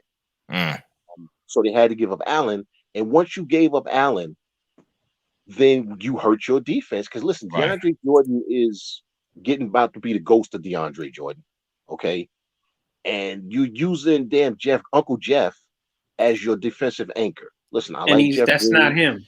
I mean, he's willing to stick his nose and everything else. Right. Jeff Green ain't never been no defensive, stalwart. All right. He will try, he will give you effort. He will, you know what I'm saying? I love his attitude. Well, come on, son. Jeff Green ain't stopping nobody at the rim. So it is what it is with that. I look at that trade and I'm still trying to understand why they had to put Jared Allen in that trade. Like, why couldn't he just be hurt and unavailable? You know what I mean? If Spencer Dinwiddie didn't get hurt, he probably would have been included in that trade and they would have kept Jared Allen. Yep. Yeah, but you want Jared Allen because of his potential, his youth, and he's still on his rookie contract. Yeah, but you had to trade without Allen. They refused to do the trade without him. They had to get rid of him. That's number one. They had to get rid of Harden. So it was either, and you sweetened the pot by putting Allen in the mix because he was going to the 76ers. You sweetened the pot to get him there. Again, they had to get rid of him. So I don't understand why you would give away your young defensive center, and you gave away Taurean Prince, who was like their premier perimeter defender on some of these guys. Like when they play in Cleveland, right? They could throw Taurean Prince on Sexton, and it's over. It's a smash. Like, he doesn't score 42 points. He doesn't follow that up with 25 because you got a defender there. So I'm still not understanding. And now I look at Cleveland. Cleveland has a glut of big men. They didn't really need him. That's why they want to get rid of Kevin Love. They didn't really need him, though. They didn't need him. Plus, let me read y'all what Kevin Love is making for the next 3 years. 40, 50, 60? Nah, he getting $31 million this year, $31 million next year, and $28 million the following year. So that's not an asset I don't want. He's a declining player. That contract, though, it's the contract, bro. The numbers in that contract gives you those medical exceptions because you know that he ain't playing. And the other piece with Cleveland is they were going to lose DeAndre Drummond because nobody's going to trade for him. Now you got Jared Allen, so now you can actually move Andre Drummond, You can move him for basically a second round pick if you want. To get out from under that contract. You have Jared Allen, who's under team control. I like what Cleveland did because if you look at what Cleveland's doing, Sexton's starting to come into his own. Garland is. Yep. They should trade him. Yeah, he still is because they don't fit together. They don't. But if you choose to keep him, you got some bigs. Listen, that team has some talent now where you can get rid of a Drummond, get rid of a Kevin Love, and really start and still have a foundation of good young pieces. So I understand why Cleveland made the trade. I do. I understand it because now again, Kevin Love is an asset with that contract. A bad team that needs to reach the floor, that needs to reach the salary cap floor, they'll trade for Kevin Love. Somebody needs a medical exception, they'll trade for Kevin Love. A contender they'll trade for Kevin Love. Now, Drummond is the piece where I wonder where they're going to flip him because Drummond got to go. Well, they should be trying to get him to Washington. Because Washington's starving for a big man. He's an anomaly because he's a dinosaur. His type of game is becoming becoming extinct. Even though he's a really good player, he just doesn't fit in this NBA. He's a throwback, back to the basket, grits and grinds. Yeah, get 20 points in the paint and 12 rebounds. Off the rip. He stopped playing defense. Right, he doesn't play defense, and he doesn't really make your team better. In Detroit, where'd they go with him? Right. And the thing is, he used to be a good defender. When he first came in the league, he was a decent defender. He was a good rim protector. I would say he was a good defender. I ain't gonna say he was great. He was a good defender. Got paid. He's trash now. He got paid. If you think about it, to me, if you put him on the team where he doesn't have like offensive load, like you could just get rebounds, you could get those 20 points, 20 rebound games just off of getting rebounds and putbacks. You put him on a team like Washington, where they got primary scorer, they got a secondary scorer. You can just hit him off in the pick and roll. He got that big body, and you just get like rebounds and pads your stats, and then that puts those forwards that they got, that puts them in their natural position. You don't need him to be a 3-point shooter because you got Herder or Poto or whatever the forward's name is that shoots the threes. Right. And then you can put Yakamura and the other dude in forward spots, and then that gives them a defensive presence because I'm not saying he blocking 20 shots, but you ain't just coming in there and you ain't getting second and third opportunities if he down there rebounding.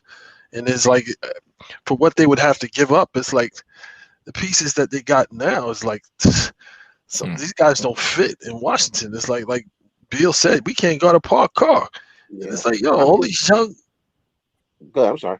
I'm saying all these young guys. I mean, I would have figured like, and then you got Westbrook there too. So he gonna hit him off with pick and rolls, easy alley oops and stuff like that. So he ain't gonna really have to work. That's for the offense. Perfect place for him, but Washington might not have enough in the salary cap because he's making $28 million. Yeah, that's the problem because Cleveland, I think, would give him away for a bag of balls.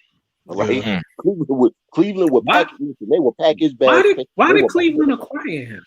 That was a dumb move. It was a salary cap move, so they could meet the salary cap floor. It was one of those salary dumps, and they took him because they needed to. You know what I'm saying? Like I said, on bad teams, you have to have you have to pay out so much. So they took Andre Drummond in order to meet that requirement. Now you stuck with him. Bad move. Well, they had him in Detroit, and they overpaid him and Blake.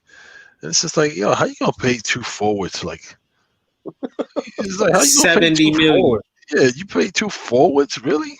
And neither one of them can shoot. And one of them is always hurt. The one that can halfway shoot, he's always hurt.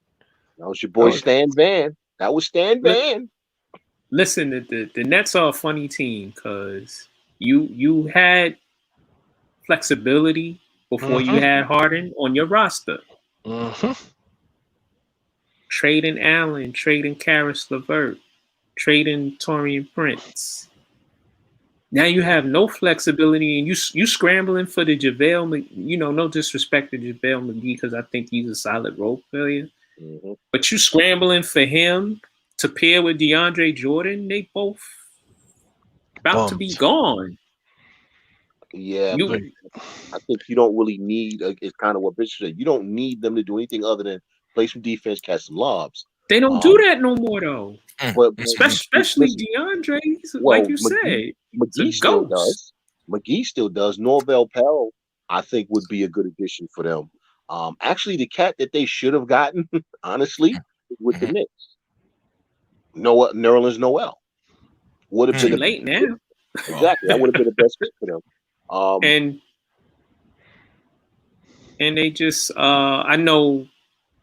I was on Twitter and net fans were, well, they could play Claxton. I'm like, he's not ready. What are y'all? Yeah, Claxton's not ready. He's not ready to play minutes. He's going to be good, but he ain't ready yet. I mean, Allen had the luxury of developing because nobody expected the Nets to do anything, so he was allowed to play through his growing pains. Right. You don't have time for somebody to play through growing pains right now because of the roster you assemble. You got to win. Right. You got to win not now, yesterday, and the day before yesterday. All right, that's when you got to win. Yeah, but the Nets made stupid decisions before the Harden. It's like, number one, you got the two high scorers there. You're gonna need a rebounder and a shot blocker. I don't want Kevin Durant. I don't want Kevin Durant blocking shots. I don't want him. I don't want him trying to be a defender down there and blocking shots. No, I don't want that. Jared Allen, jumping bean. Yeah, I want him down there. I want him down there, and then I want another young gun coming up right behind him to duplicate and do the same thing. You get half the playing time, but I expect you to do the same thing that this dude is doing. And it's like, you did all of that. You gave all of that away. First of all, you stifled him by making DeAndre Jordan the starter, which was a big mistake. That was a big mistake. Then you trade him away, and DeAndre Jordan, it's like, dude, like, again, like I said in the post, they have no size now. Do what it is that you're supposed to do. Get some. Everybody's talking about, they don't have defense. Dude, you're a 7-footer. Get in there, block some shots, get some rebounds. That's all you got to do. That's it. Catch a couple of lobs. I don't like Spencer Dinwiddie because he just runs his damn mouth too much. But Spencer Dinwiddie is close to being. I'd say he's a great defender. All right, him not being there hurts them, and I don't think they realized how much they relied on his length defensively. Right. He's gone. As soon as he's available, he's gone. There's no space for him. He's gone. Well, now there isn't because you traded for James Harden, and he's gone. See, to me, you keep him and you run him on the second unit. Yeah. Run who on the second unit? You run Dinwiddie on the second unit. If you got Harden in that second unit, listen, that sounds nice, Chandler. But like you said, Spencer Dinwiddie likes to run his mouth, right? I know. He was almost wasn't he an all-star last year or close to being an all-star last year? I think so, yeah. Something like that, yeah. He averaged 20 points last year, right? Yeah. Mm-hmm.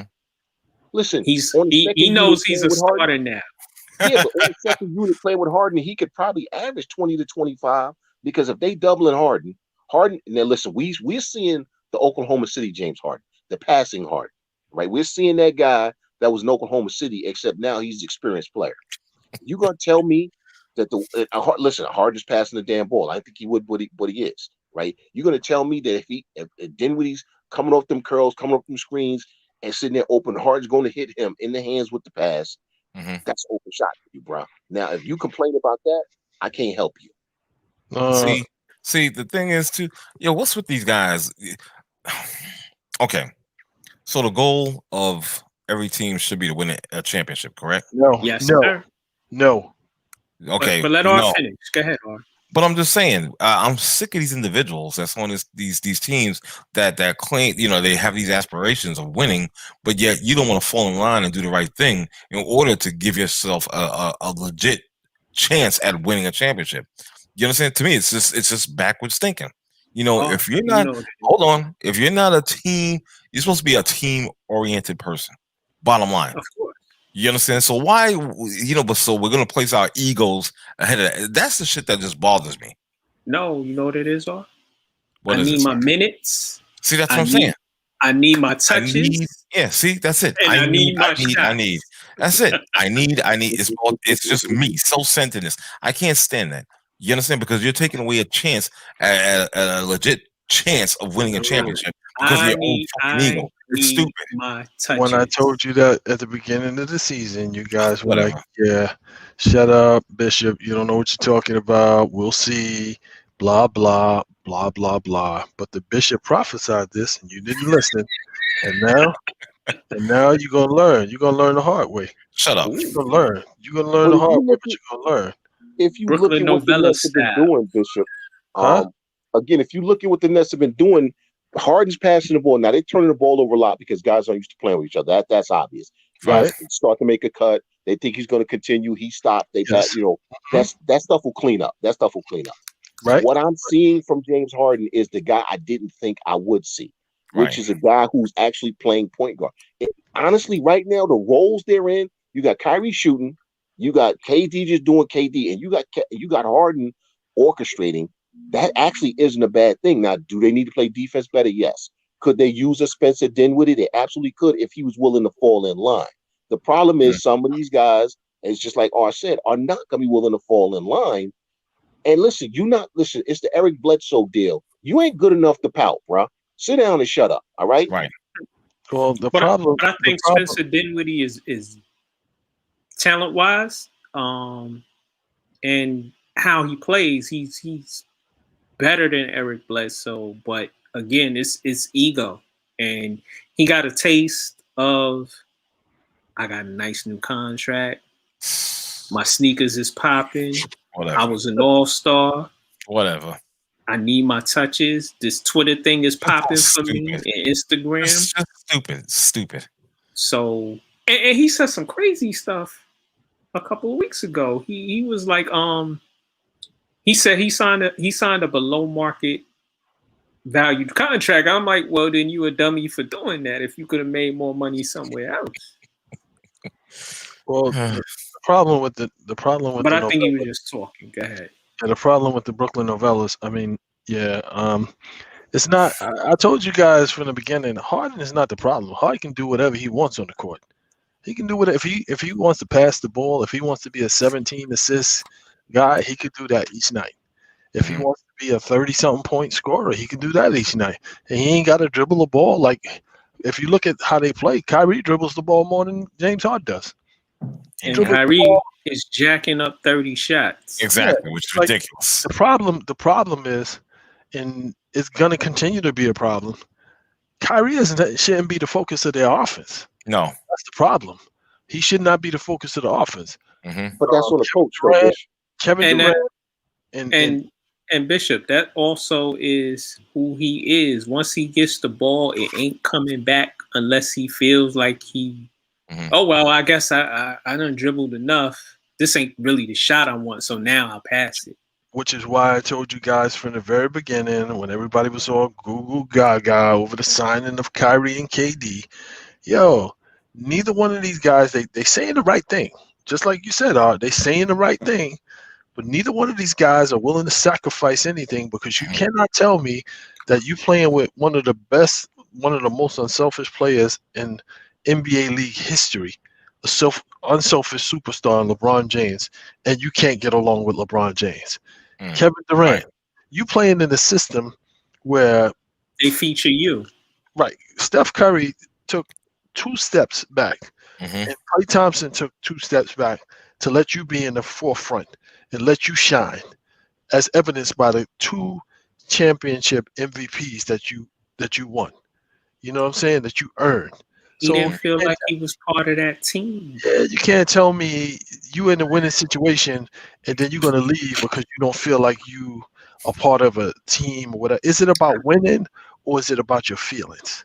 And I didn't feel like I was part of that team. It's not about winning. It's not about winning. But no, that's not true, because he already won. See, here's the thing with Kevin Durant. Okay, they gave him crap for going there and said, well, we don't believe your championship's valid. You got to go somewhere else. He said, okay, I'll go somewhere else. So he did that. He went somewhere else. Mhm. All right. After he got his championships, because again, the bar keeps being moved. It went from you could be a great player, have a Hall of Fame career, and if you didn't win a championship, that didn't diminish anything about you. Then it went to, well, if you got to have a ring in order to be considered a great player. So you ain't a great player unless you win a ring. So he went and won a couple of rings and a couple of MVPs. Then the bar got moved to, well, you can't do it with a team that's talented. You got to do it with a team that's not talented. Okay. Now he went to Brooklyn. Okay. He went to Brooklyn. Now, if you look at their offense, is not the problem for the Nets. No. Offense is not the problem. No, they number one in offense. People might not like the fact that Kyrie's shooting, but if you look at it, and again, you watch people's body language, ain't nobody begrudging them shots. They're passing the ball. That's the way the offense is designed. Everybody's falling in line with how that offense is being run. The problem is defense. And if you think about it, based on the personalities of Durant and Harden, right, and Kyrie Irving, that offense is the best fit. Kyrie's going to get his shots. Okay. Kevin Durant's going to get his points. Harden is going to fill in and feel good about the fact that he can do whatever he needs to do, whenever he needs to do, because he's orchestrating the offense. And on the nights he wants to shoot, he's going to shoot. Okay. But for the most part, he can be a facilitator, which he used to be back in Oklahoma City. Right. And it works for them. So as much as people want to keep talking about Kyrie's shots, that offense works for the personalities involved. That's only for the time being, my friend. You keep hoping for calamity, and calamity's not gonna come, bro. Dude, let's put $2 on that. I don't bet money like that. I will bet you a nice $2. Let's put 8 quarters on that. He said an iced tea. I do the 99-cent iced tea, bro. That's it. That's fine. Extra ice, half sweet, half unsweet. Again, it's like James Harden can play however James Harden wants to play. He can do whatever he wants to do on that court. Right now, he's playing nice in the sandbox. He's figuring, hey, I just got here. I'm not trying to create waves or anything. So if I need to be the facilitator, I can be the facilitator. But just understand this. If the Nets want to win the championship, if they're really serious about winning the championship or even contending for an Eastern Conference championship, the offense has to run through Kevin Durant, and then James Harden has to be the number 2. Kyrie has to be the 20 points, 10 assists guy. 20 points, 10 assists guy, and you don't need 30 shots to get your 20 points. No, you do not. You need 10 to 15 shots because you're going to get free throws. You need 10 to 15 shots. There you go. You need to be the facilitator. If you want to break defenses down, hit Harris, hit these guys, hit Durant, that's what your role needs to be. That would require a different coach. That will require a real coach. Keep in mind who the coach is. Right, which is why I said from the beginning, and you guys you just don't want to listen to the bishop, but I'll keep telling you the truth no matter what. I'm going to keep telling you the truth no matter what, even if you don't want to hear it. This is a disaster waiting to happen. Cut his mic. I'm going to keep defending Kyrie simply because everybody's against it. Cut his mic. To happen. And the issue with Kyrie is like he's saying the right things, but when you get on the court, he's not doing what his words are not matching what he's saying. And again, doing what the coach asked him to do. I'm gonna keep defending Kyrie because everybody keep coming for him. Because y'all know how I am. I'm petty like that. Since everybody on Kyrie back, I'm supporting Kyrie now. He's guardable. He's guardable. He's unguardable. The two other guys are the unguardable guys. Like if you get Durant and Harden going, they're a nightmare. They're a nightmare if you get the two of them going. Kyrie is guardable. I'll give you this though, Bishop. I do agree with you on this, that the coaching has to do a far better job of allowing James Harden some nights to be James Harden. So far that hasn't happened. I don't like that. I don't think he wants to force stuff. No, I'm not saying force. What I'm saying though is there are nights that I think the offense should run through James and listen. Well, it depends on the matchup. Okay, in the games I've seen, a couple of the games I've seen, especially the couple of games where they lost, where Harden was taking like 2 shots in the first half. I'm sorry, want James Harden taking more than 2 shots in the first half, bro. I agree with you. Them games that they played in Cleveland, They got exposed. Who can guard James Harden on Cleveland? Nobody. All I know is my man Colin Sexton had his coming out party against Kyrie Irving. He gave him the business, had him in a blender. Put him in the pick and roll. Listen. He dropped what 60 points on them in 2 games? 40 and then what? 20 or 30? 42 and 25. 42 and 25. 7 points exactly. Yep. How many teams are the Nets going to play that has that many active big men? A few. Dude. In the Eastern Conference. If you score, Cleveland is at the bottom in the Eastern Conference, dude. You scored 143 points. 143 points. Took an L. And you lost. And with 143 points. Like on any given night, 143 points, you blowing teams out. You winning by 30. You scored 143 and the other team scored 145 and they did it easy. Easy. And that's not even a good team. Right. A very bad team. Yeah. And that's 20 some odd turnovers also in both of those games. Yeah. Can I ask y'all something? I got people on Twitter. They saying Obi Toppin should be playing more. If he got more minutes, he would score. Yada yada yada. I'm like, no. He like we said earlier, he doesn't play defense particularly well. He jacks threes when he shouldn't jack as many threes as he's jacked early on, and he needs to be brought along the way they've been bringing him along. You get some minutes when you start doing stuff you can't do and you're not playing defense. You sit right next to me. I remember somebody saying to Matt about Obi Toppin jacking bad 3-pointers similar to another forward on that team. He told me I know what I was talking about. Shut up.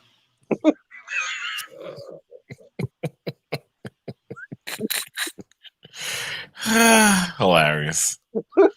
Something with the Midwestern power forwards, man. There's something with them cats. They get to the NBA and suddenly they think they damn Pistol Pete Maravich or something. No, it's Chandler. It's the way it's like you said earlier when we talked about the guards we talked about tonight. It's how they play now. They want you to shoot threes. He can make threes, but you shouldn't force threes. That's my point. That's the difference. All he needs to take is a corner three. He don't need to be shooting the three from nowhere but the corner. Yeah, with the athleticism and the youth that this dude has, it's like your first thing should be driving to the basket and getting to the line.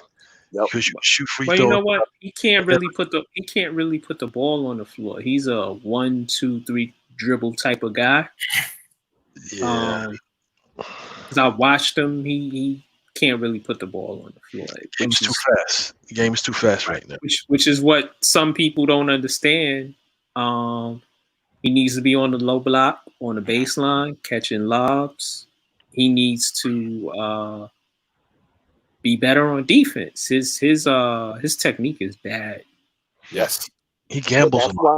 That's why the team runs better when Quickly's at the point. Because everybody's in their right spot. Right. Listen, I'm about to go find Alfred Payton, dump him in the trunk of a car, and drive him to Jersey. All right? Quickly needs to be the start. Right? That's on Tibbs. Right.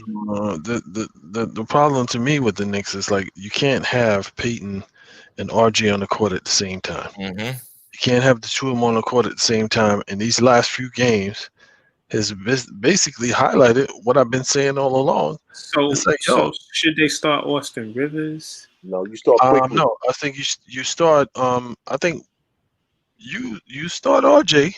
You give him an opportunity. Who you start? But then you have a short. You sure. I think you got to start bringing Quickly in.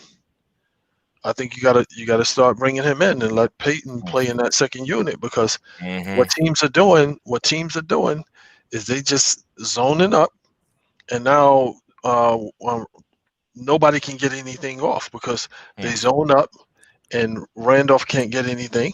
He can't get anything going, and shot clock goes down, and who do you have the ball in the hands of, Peyton or RJ? Yep. They force everything to whatever side. I noticed the past couple of games, RJ, he was slashing. He was slashing yesterday. He needs to keep doing that. Take it to the basket as opposed to jacking threes. And listen, Randall is playing well because they are gonna sell Randall at some point. Yeah, but see those numbers. Look, everybody's getting caught up in the numbers with Barrett, the numbers with Randall. Sometimes numbers may not lie, but there's no context behind those numbers. Yeah. The context with those numbers are they're not really contributing to a winning style of basketball on a consistent basis. Now, there's some nights you're going to win some games you shouldn't, but then you're going to lose some games that you shouldn't as well because of that. And that's the thing with Barrett. That's the thing with Randall. I hope they're going to trade Randall, but I keep coming back to the fact that I don't see a team, honestly, that would trade for Randall. There's somebody that would trade for him. He's not the problem. He's not the problem. For somebody got it in his ear, and he's not the problem. At the beginning of the season, I was like, it's RG that's the problem. He has bad shot selection. He gets careless turnovers, and between him and Peyton, neither one of them can shoot. And it's like when teams zone up, and that's what teams are doing, the offense gets stagnated. Like yesterday. If I was playing against Alfred Payton, I would do what my cousin, rest in peace, brother. My cousin, he used to start talking to dudes before the game start. You got an ugly ass shot. He said, you gonna show that tonight? Ugly ass shot. And dudes will fall into that trap and start jacking shots. I would start talking to Alfred Payton at the introduction. Are you gonna make a three tonight? No, but it's like, last night, don't get me wrong, Dame showed up and showed out. But they came back in the game, and it was like that game was lost at halftime, brother. When they put, I told you and the other brother in the group, you down by 25 points at halftime. Yes, and then it swung to where the Knicks got it to 10 in the third quarter. It went back up to 15. Then they got it back down to 8-3, and you're not going to win it. But I'm saying those games. The reason why they didn't win those games is because I think he went with Peyton and RJ a little too long. By the time Quickly and these guys came in, it was like, everybody was in the groove then. He let them play he let Quigley and other people play in the fourth quarter. Yeah, but it was everybody was in the groove already. You playing against NBA players. Everybody was in the groove. Like, so Dame got cold, and then everybody else started hitting. Then you had the young kid. You had the young kid that come in there and shoot. He came in there and started throwing up. You rarely win games where you fall down to 25 points. But I'm just saying, that game. I knew they was gonna lose that game. And then it came down to free throws at the end. It came down to free throws because it's like, Knicks can't shoot. No, I'm talking about the Blazers. The Blazers had to hit all of their free throws in order for them to win that game. But it's like, they didn't even show that game up here. They showed the Buffalo Sabres game instead. No, it was a good game. It was a good game. When it started off. I was leaving. All right, I got to bounce, y'all. So good discussion, though. Peace out. But yeah, I know what you're saying, Mac. I know what you're saying. It's a hill. It's a hill that's hard to climb. I just felt like they made it competitive towards the end. They made it competitive, and I didn't think they were going to win it, but it was just like, well, just think about it. If in the third quarter, every time they got it close, they did something to derail. They zoned it up. They zoned it up, and then RJ, and then at a certain point, RJ was not in the game anymore. Burks and Rivers and the rest of these guys started getting the playing time, and it's just like, he gonna have to understand, like, dude, like if you can't if you can't help us on offense, and it ain't like you're a lockdown defender. It's not like he's a lockdown defender like Bullock, where you can put him in there and he's gonna utilize his fouls and give the other premier scorer a hard time. I like the way Tibbs coach and the way he coaches. If he coaches tailored to the opponent and what's going on in the game, if you're not really giving me nothing, you're gonna sit. Yeah. Was Bullock hurt? I think so. Nah, I think so. that He bad didn't play. hairdo was hurt. He didn't play. It's that bad damn hairdo. But the difference in the Knicks this year versus last year, and that's really, I told you, that's really all I wanted to see was a competitive team every night. Last year, if they down 25 at the half, they probably lose by 35. Right. You know what I'm saying? So there's progress being made. I don't, I'm not going to sit and diminish that. There's progress being made. There's players I'd like to see do utilize differently and everything else, but we can't deny that there's progress being made with this team. Yeah, there's four games that they should not have lost. They should have not lost to the Thunder, but the Thunder zone, the Hornets put that zone in. Cavaliers put that zone in, and the Blazers put that zone in, and it's like, yo, Peyton and RJ in the games cannot shoot, and boom, stagnate Randall. Nothing else can get going. You can't even get a lob to Robinson because everything is stagnated, and it's just like those two guys can't be in the game at the same time. And if you're gonna have RJ in the game, because that's just what it is, then Peyton can't be on the court. RJ needs to play more than Alfred Payton because he adds more to winning. So you put Peyton in that second unit, and then the fact that he can't shoot, you got shooters in that second unit. Right. You got Rivers, you got everybody is putting it up in that second unit. So I don't need you to be the shooter in that second unit. Did Knox play?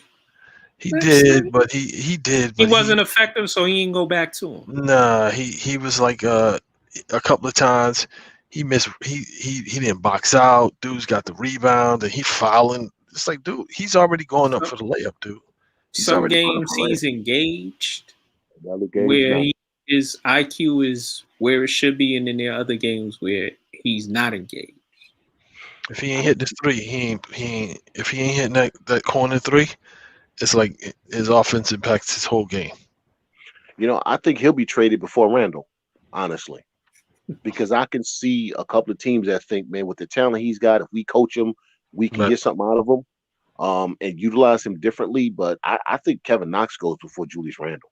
Right. And Dennis Smith Jr. is going to get traded somehow. And he's back in shape now. Done. Did you see that he actually looks like a basketball player again? He's not Dennis Smith. He's not out of shape like he was last season. He's actually in shape now. He's got a better coach. Exactly what I'm saying. He looks like a basketball player now. But yeah, he's going to get traded, I think. Or I don't know. Maybe. I don't know. See, Tibbs likes guys with a lot of athletic talent. So I think he's going to give Smith a longer leash than he's going to give Knox. I know he don't like Frank at all. Oh, come on, son. Nobody likes Frank. Yo. And it's not Frank's fault. Dennis Smith Jr. is shit. He's shitty. And what's Frank? Shitty. But at least Frank will play defense. Dennis Smith Jr. looks lost out there.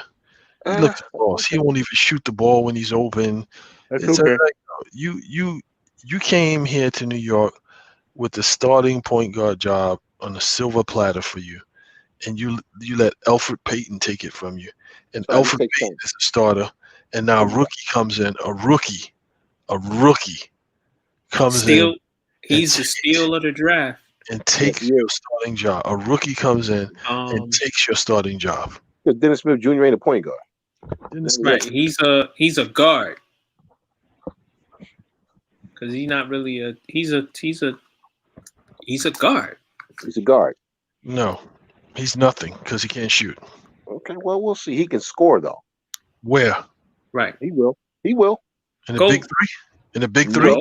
Go look at his Dallas stats and when he first came here. He'll score. It's like Dallas Dallas is like again. I forget. Oh, Thuro, whoever that dude is, the one who he said I was a what do you call those people who stalk people or who taunt people online? Bully? Nah, troll. Yeah, he called me a troll. I'm like, what the hell is a troll? Because I told him Dallas wasn't shit last season, and they won't be shit.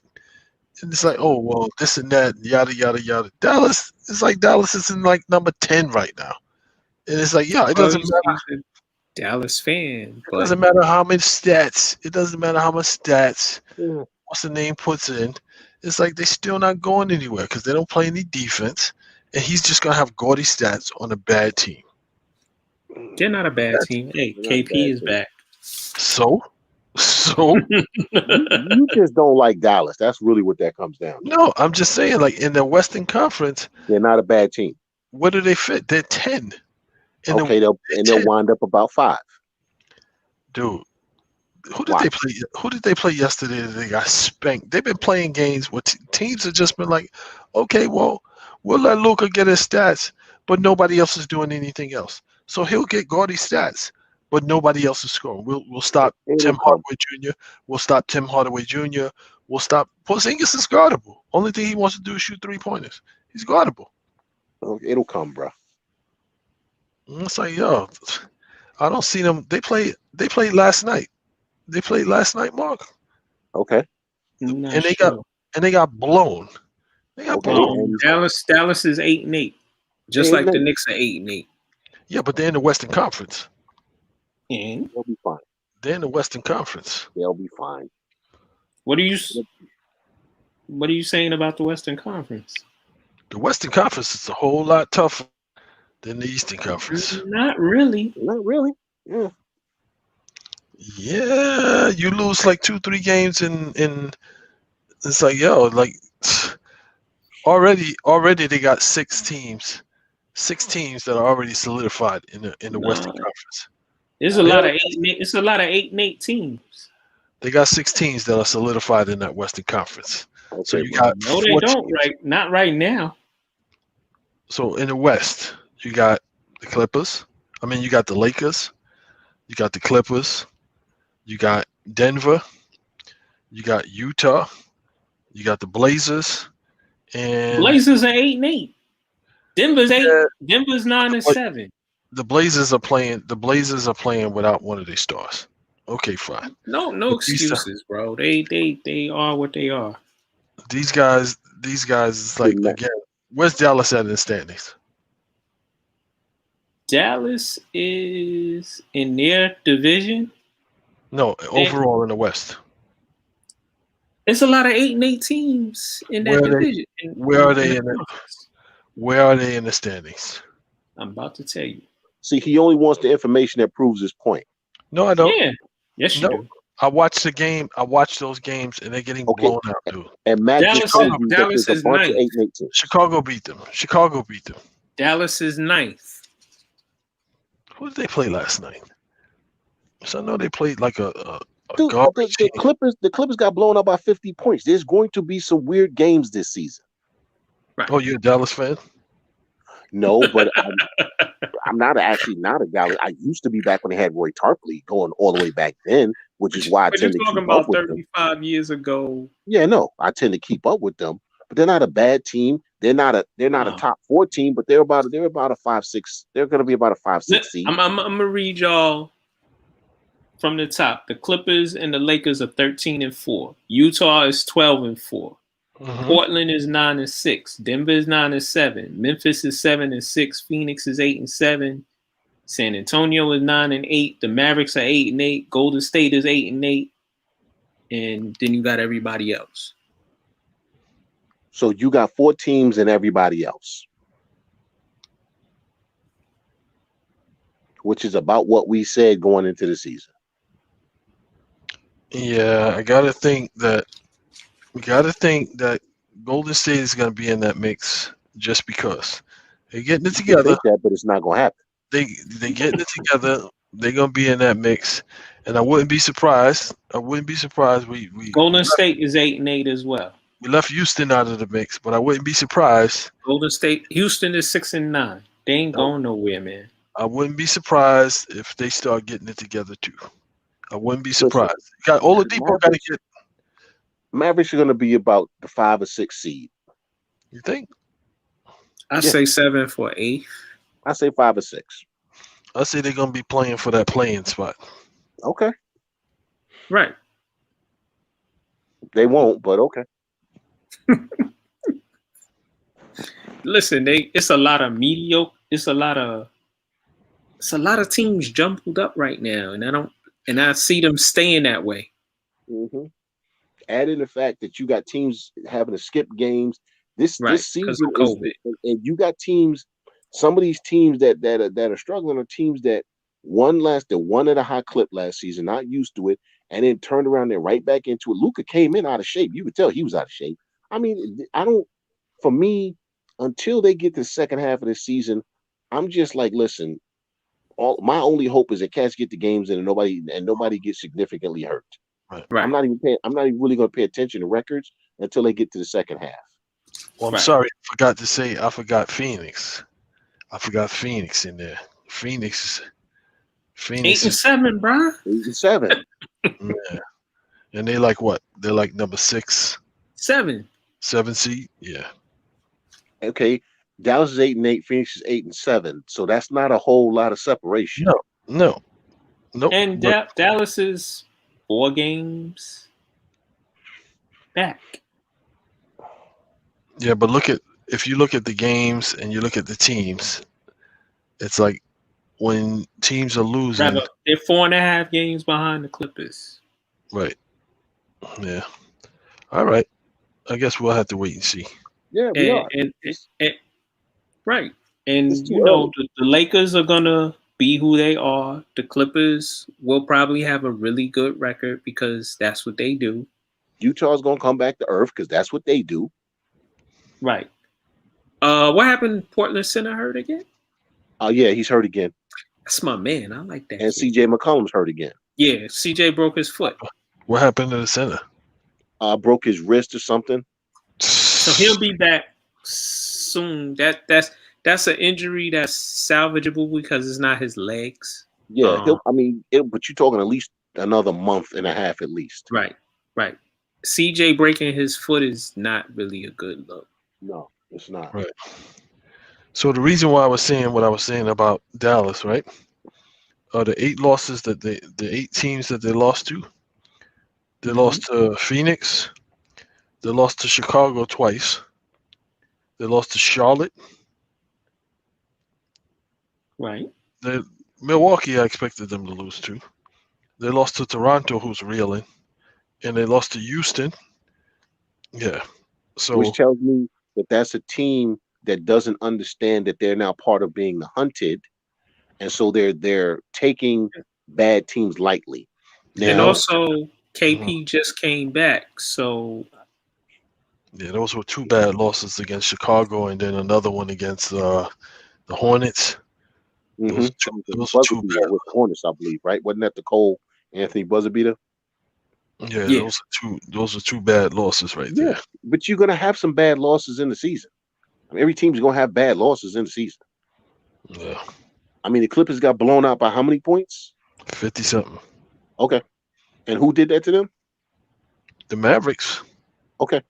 The team you've been bashing. And they ain't do nothing since then. And the Clippers are in the second place. And the Clippers are in second place. Yes, so and my point is there's going to be bad losses. The Clippers are a team that understands what it takes to win. We don't know yet if the Mavericks do. Right. And, KP has to get back in the flow. But I think he's going to get injured again. Very shortly. I hope not. I don't wish that on him, but he's injury prone. Yeah. And I mean, when you over 7 feet, that's what happens, man. Them leg issues, bro. 7 feet and you got his lower body is spindly. Yeah. His lower body is spindly, so I mean, it is what it is. But which is kind of why they keep him on the perimeter. But honestly, I think they would be better served by making him go into the post and allow his body to get used to banging. Well, last night he started the games he's come back. He doesn't want to play center, but they played him at center. Mm-hmm. That's where he needs to play. I think if you play him at center, I think he'll get hurt less. Honestly, I think what he needs to do, somebody needs to teach him a baby hook. It would add a whole lot to his game. But now again, you got to remember that people have been having him shoot from the outside since he was a kid.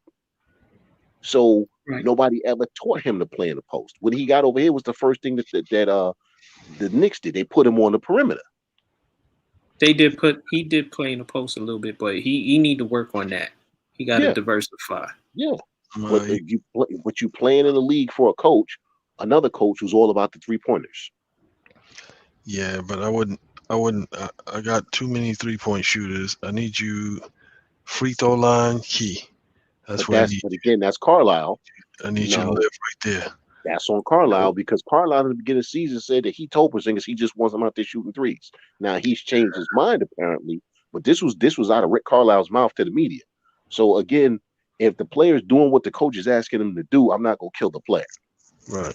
It's like, yeah, I need you giving me 18 points, 15 rebounds, and stay in that key area, foul line extended, key area. Nobody's blocking your shot. It's very easy each night. We can give you 10 to 15 shots. You're going to get your numbers, and we live with that. Because you know, he averaged a double-double last year not playing in the paint, and he still averaged a double-double. Yeah. So imagine if he actually focused on playing inside. Yeah. Or if they allowed him to focus on playing inside. I don't know if he could take that pounding. That's the thing is he don't want that pounding. No. He doesn't want it, but I think his body can take it. He also don't want to be a leader. He said that when he said, he said, why are you trading Carmelo? Listen, man, everybody I don't want to be no leader. Everybody's not cut out for it, and the fact that he realizes that about himself is actually a good thing. But you still want leader money. No, listen, I want to get paid, bro. But you still want leader money, but you don't want to be a leader. No. Okay. Chandler, he didn't average a double-double yet. What did he average last year? 20 and 8. 20 and 8, okay. I know for a while he was averaging double-double, so 20 and 8. So pick up 2 more rebounds, that's a double-double. And by the way, leader money, I don't know what leader money is. His talent says he deserves to be a high-paid player, okay? That's what his talent says, which is why he's going to get paid. But everybody doesn't have to be. Everybody's not a leader. Okay, right. I don't care how much talent you got. I don't care how much money you make. Everybody's not a leader.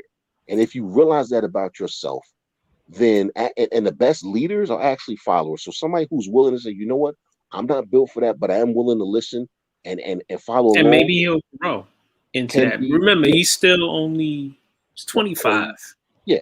And that in of itself is a type of leadership because now somebody else can see that, okay, it's okay for me to be just who I am and fit into this role.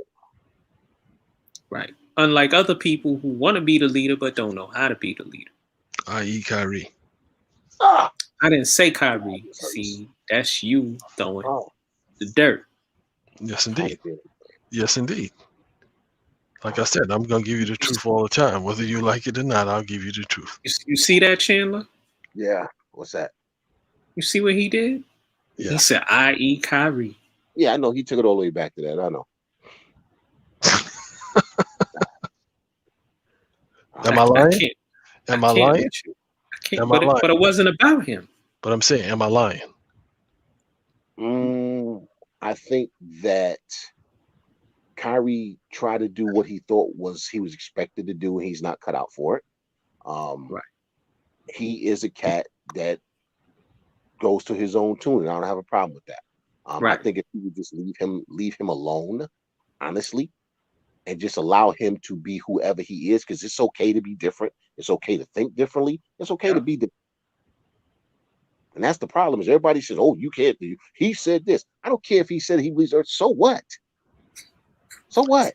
There's people out here running around talking about all kind of other nonsense. But because he said it, well, he went to Duke. He ain't supposed to say that. Listen, there were professors at Duke teaching courses on alternative theories and stuff like that. They're tenured professors.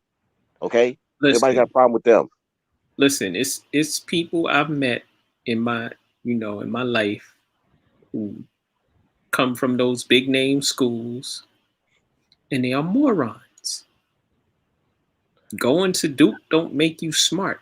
No, the thing is, he's not. He's a very intelligent guy. He just thinks differently.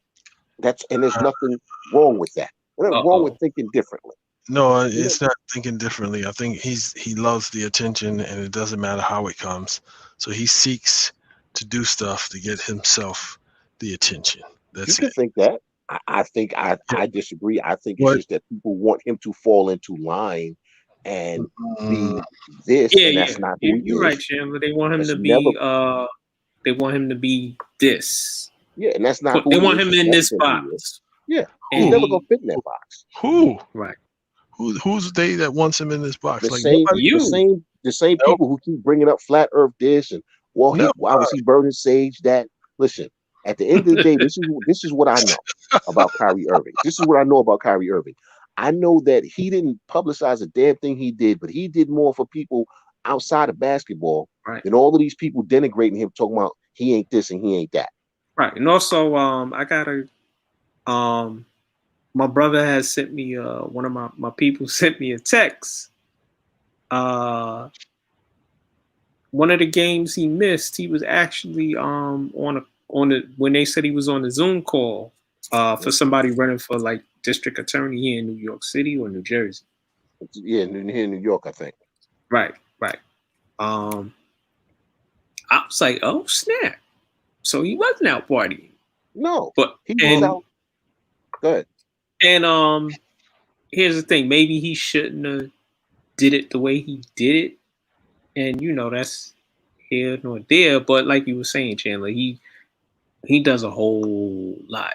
And I don't think he's some people do things and they want instant gratification. Look what I did. And he's not doing that. No. He's just going about his business and doing what he needs to do and doing nice stuff for people. And so while everybody's focused on the stuff that he said about leader and he said about this, they ain't paid attention to the fact that he never has mentioned all the other stuff he's doing. So if he was truly seeking attention, all that stuff would have came out. And the only reason it came out, like I knew about a lot of it, but because the organizations that he donated to, the people that he helped, they talked about it. Yeah, Chandler, listen, the whole, yeah, I got what you're saying. I dig what you're saying. But when you look at the nonsense, like going out and burning sage and saying some of the stuff that he says and doing some of the stuff that he says, a lot of times you could just shut up, dude. Like you could just shut up. Like, why does he have to though? It's not that serious. And it's like, okay, so I'll give you case in point. The season has not even started. There was not one ball had bounced, not one foul call, not one basket had been scored. And you start off the season by trying to create an adversarial relationship between you and the media in New York. And it's like you hadn't lost the game. You hadn't lost the game. No. That's not true. Because in point of fact, what he was doing was saying, okay, y'all been coming at me for a year and a half. So you know what? Screw you. The same media that got their panties in a bunch that she said he wouldn't talk to them are the same ones who for the past year and a half have gone out of their way to run this young man down every chance they got. Dude, every article that was written, every piece, every clickbait piece that was posted was something negative about him when it didn't have to be. Okay. Yes, there were times when it was actually valid to criticize him. I'm not saying he's above criticism, but there was far more stuff shot at him, thrown at him by these experts and these old heads or whatever you want to call these people. All these people who have a platform, they went for his neck when they didn't have to. Okay, so he started off the year by saying, you know what, screw you. I don't have a problem with that because I'm petty like that. I would have done the same damn thing. I ain't talking to you. I ain't talking to you. Oh, and you, F you. So you would have did what Steph Curry's daughter did when she walked down the aisle and took her fingers and was like, I see you and I see you. Y'all be talking about my daddy. Yep. Yeah, See, I don't have a problem with what he did, and why the reason I don't have a problem with it is because these same these media people act like they're owed something. Oh, it's in his contract. You know what? At the end of the day, first of all, none of y'all are actual journalists anymore. You write pieces that are supposed to be factual reports, and all it is opinion, innuendo, and throwing shit gossip, against the wall to see if and it gossip. sticks. Okay, that you present this fact. Okay, so no, I don't want to hear from. I don't want to hear from them. I don't want to hear from them talking about, oh, he has to talk. No, he ain't got to say a damn thing. Just like when he came back, he didn't tell us why he was going. He doesn't have to tell you why he was going. He doesn't have to. To start the season off, not one call, not one basketball, not one game. What was every article written before the season started? What every article was written about him was negative, bro. Every single one. Kevin Durant could say the same thing. LeBron James could say the same thing. Okay, there's plenty of guys that they've also written pieces on when he's performed, when he's scored, and when he's done things. They've also written pieces like that. So, and even in those pieces, they take shots at him. Even in those pieces, they're taking shots at him. Oh, by the way, I remember a couple of years ago when people were killing Kevin Durant because he got burner accounts. He's talking back to the fans. He need to just be quiet. Yeah, I don't. It's like, okay, so you basically create this adversarial relationship. It was already adversarial. You don't have to. It was already adversarial. All right. It was already adversarial. That's the thing. It was already adversarial. On their part. Listen, they already had an axe to grind against him. Okay, they already were writing articles before the season even started. Talking, well, what about this? And this ain't gonna work, and that ain't gonna work. And when he come back, blah blah blah blah. So you know what? Since you want to be adversarial, let's make it adversarial. But then you want to talk to them when you have a good game and you got the W and all of that. Yep, I can do that. Yep, now you want to but Bishop, just like somebody will write a negative article about somebody, and then they want to speak to them because they're good for ratings and they want to have them in front of them on their on their platform. Yeah, but you got a choice. No. Matter of fact, I'm gonna give you a perfect example. When the Grizzlies won the other night, not the Grizzlies, Jazz won a game the other night. They were on TBS, so they have to do the nonsense with them clowns on TBS after the game. Here's what Shaq says to Donovan Mitchell. You had a great game, but I keep saying that you ain't got what it takes you to take it to the next level. What do you think of that? That was what snarky. The hell is that, man? That was snarky. That was just, other people don't do stuff and unprofessional. Like that. Right. But that's the thing, though, is these are the people that are being listened to talking about Kyrie Irving. These are the clowns that are being listened to talking about Kyrie Irving. Listen, Shaq was a great player. He's a clown in the role he's in. He's a clown. Okay? He's a clown. He takes shots at people when he shouldn't. He denigrates guys just because he's jealous that somebody might be getting more shine and people forgetting about him. So yeah, it was already an adversarial relationship between Kyrie and the media. Like I said, see, I'm petty like that. I didn't have a problem with what he did. If I was, matter of fact, see me, I'd have kept not talking to him, and I'd have just kept writing the checks. Yeah. And with that, we gonna end the night because tell them when you met. I hear Bishop breathing and sighing, and Chandler done said I'm petty like that 25 times. Hey Mac, real quick before we go to yes, sir. If for anybody that's listening that has a veteran, that's family member, if you're a veteran, married to a veteran, know a veteran, has a veteran as a family member, with the COVID-19 vaccinations, right now most VAs are only doing the vaccinations for 75 and older or underlying health conditions. Go to the VA's website before you just show up and ensure that who they're giving the vaccinations to. If you're a veteran and you don't have a VA ID card, medical ID card, when you go to the VA, you don't have income, you don't have outside health insurance. You do not have income, you do not have outside health insurance, because if you do, they will not give you any medical assistance, which means you won't be able to get the vaccination. So if you have a veteran that needs a vaccination, check the VA websites for the VA hospital nearest you, find out what group they're giving it to, and then proceed accordingly. But don't just think, well, the VA is giving out the vaccinations, because they're literally going by a criteria. Thanks, Really? man. Chandler.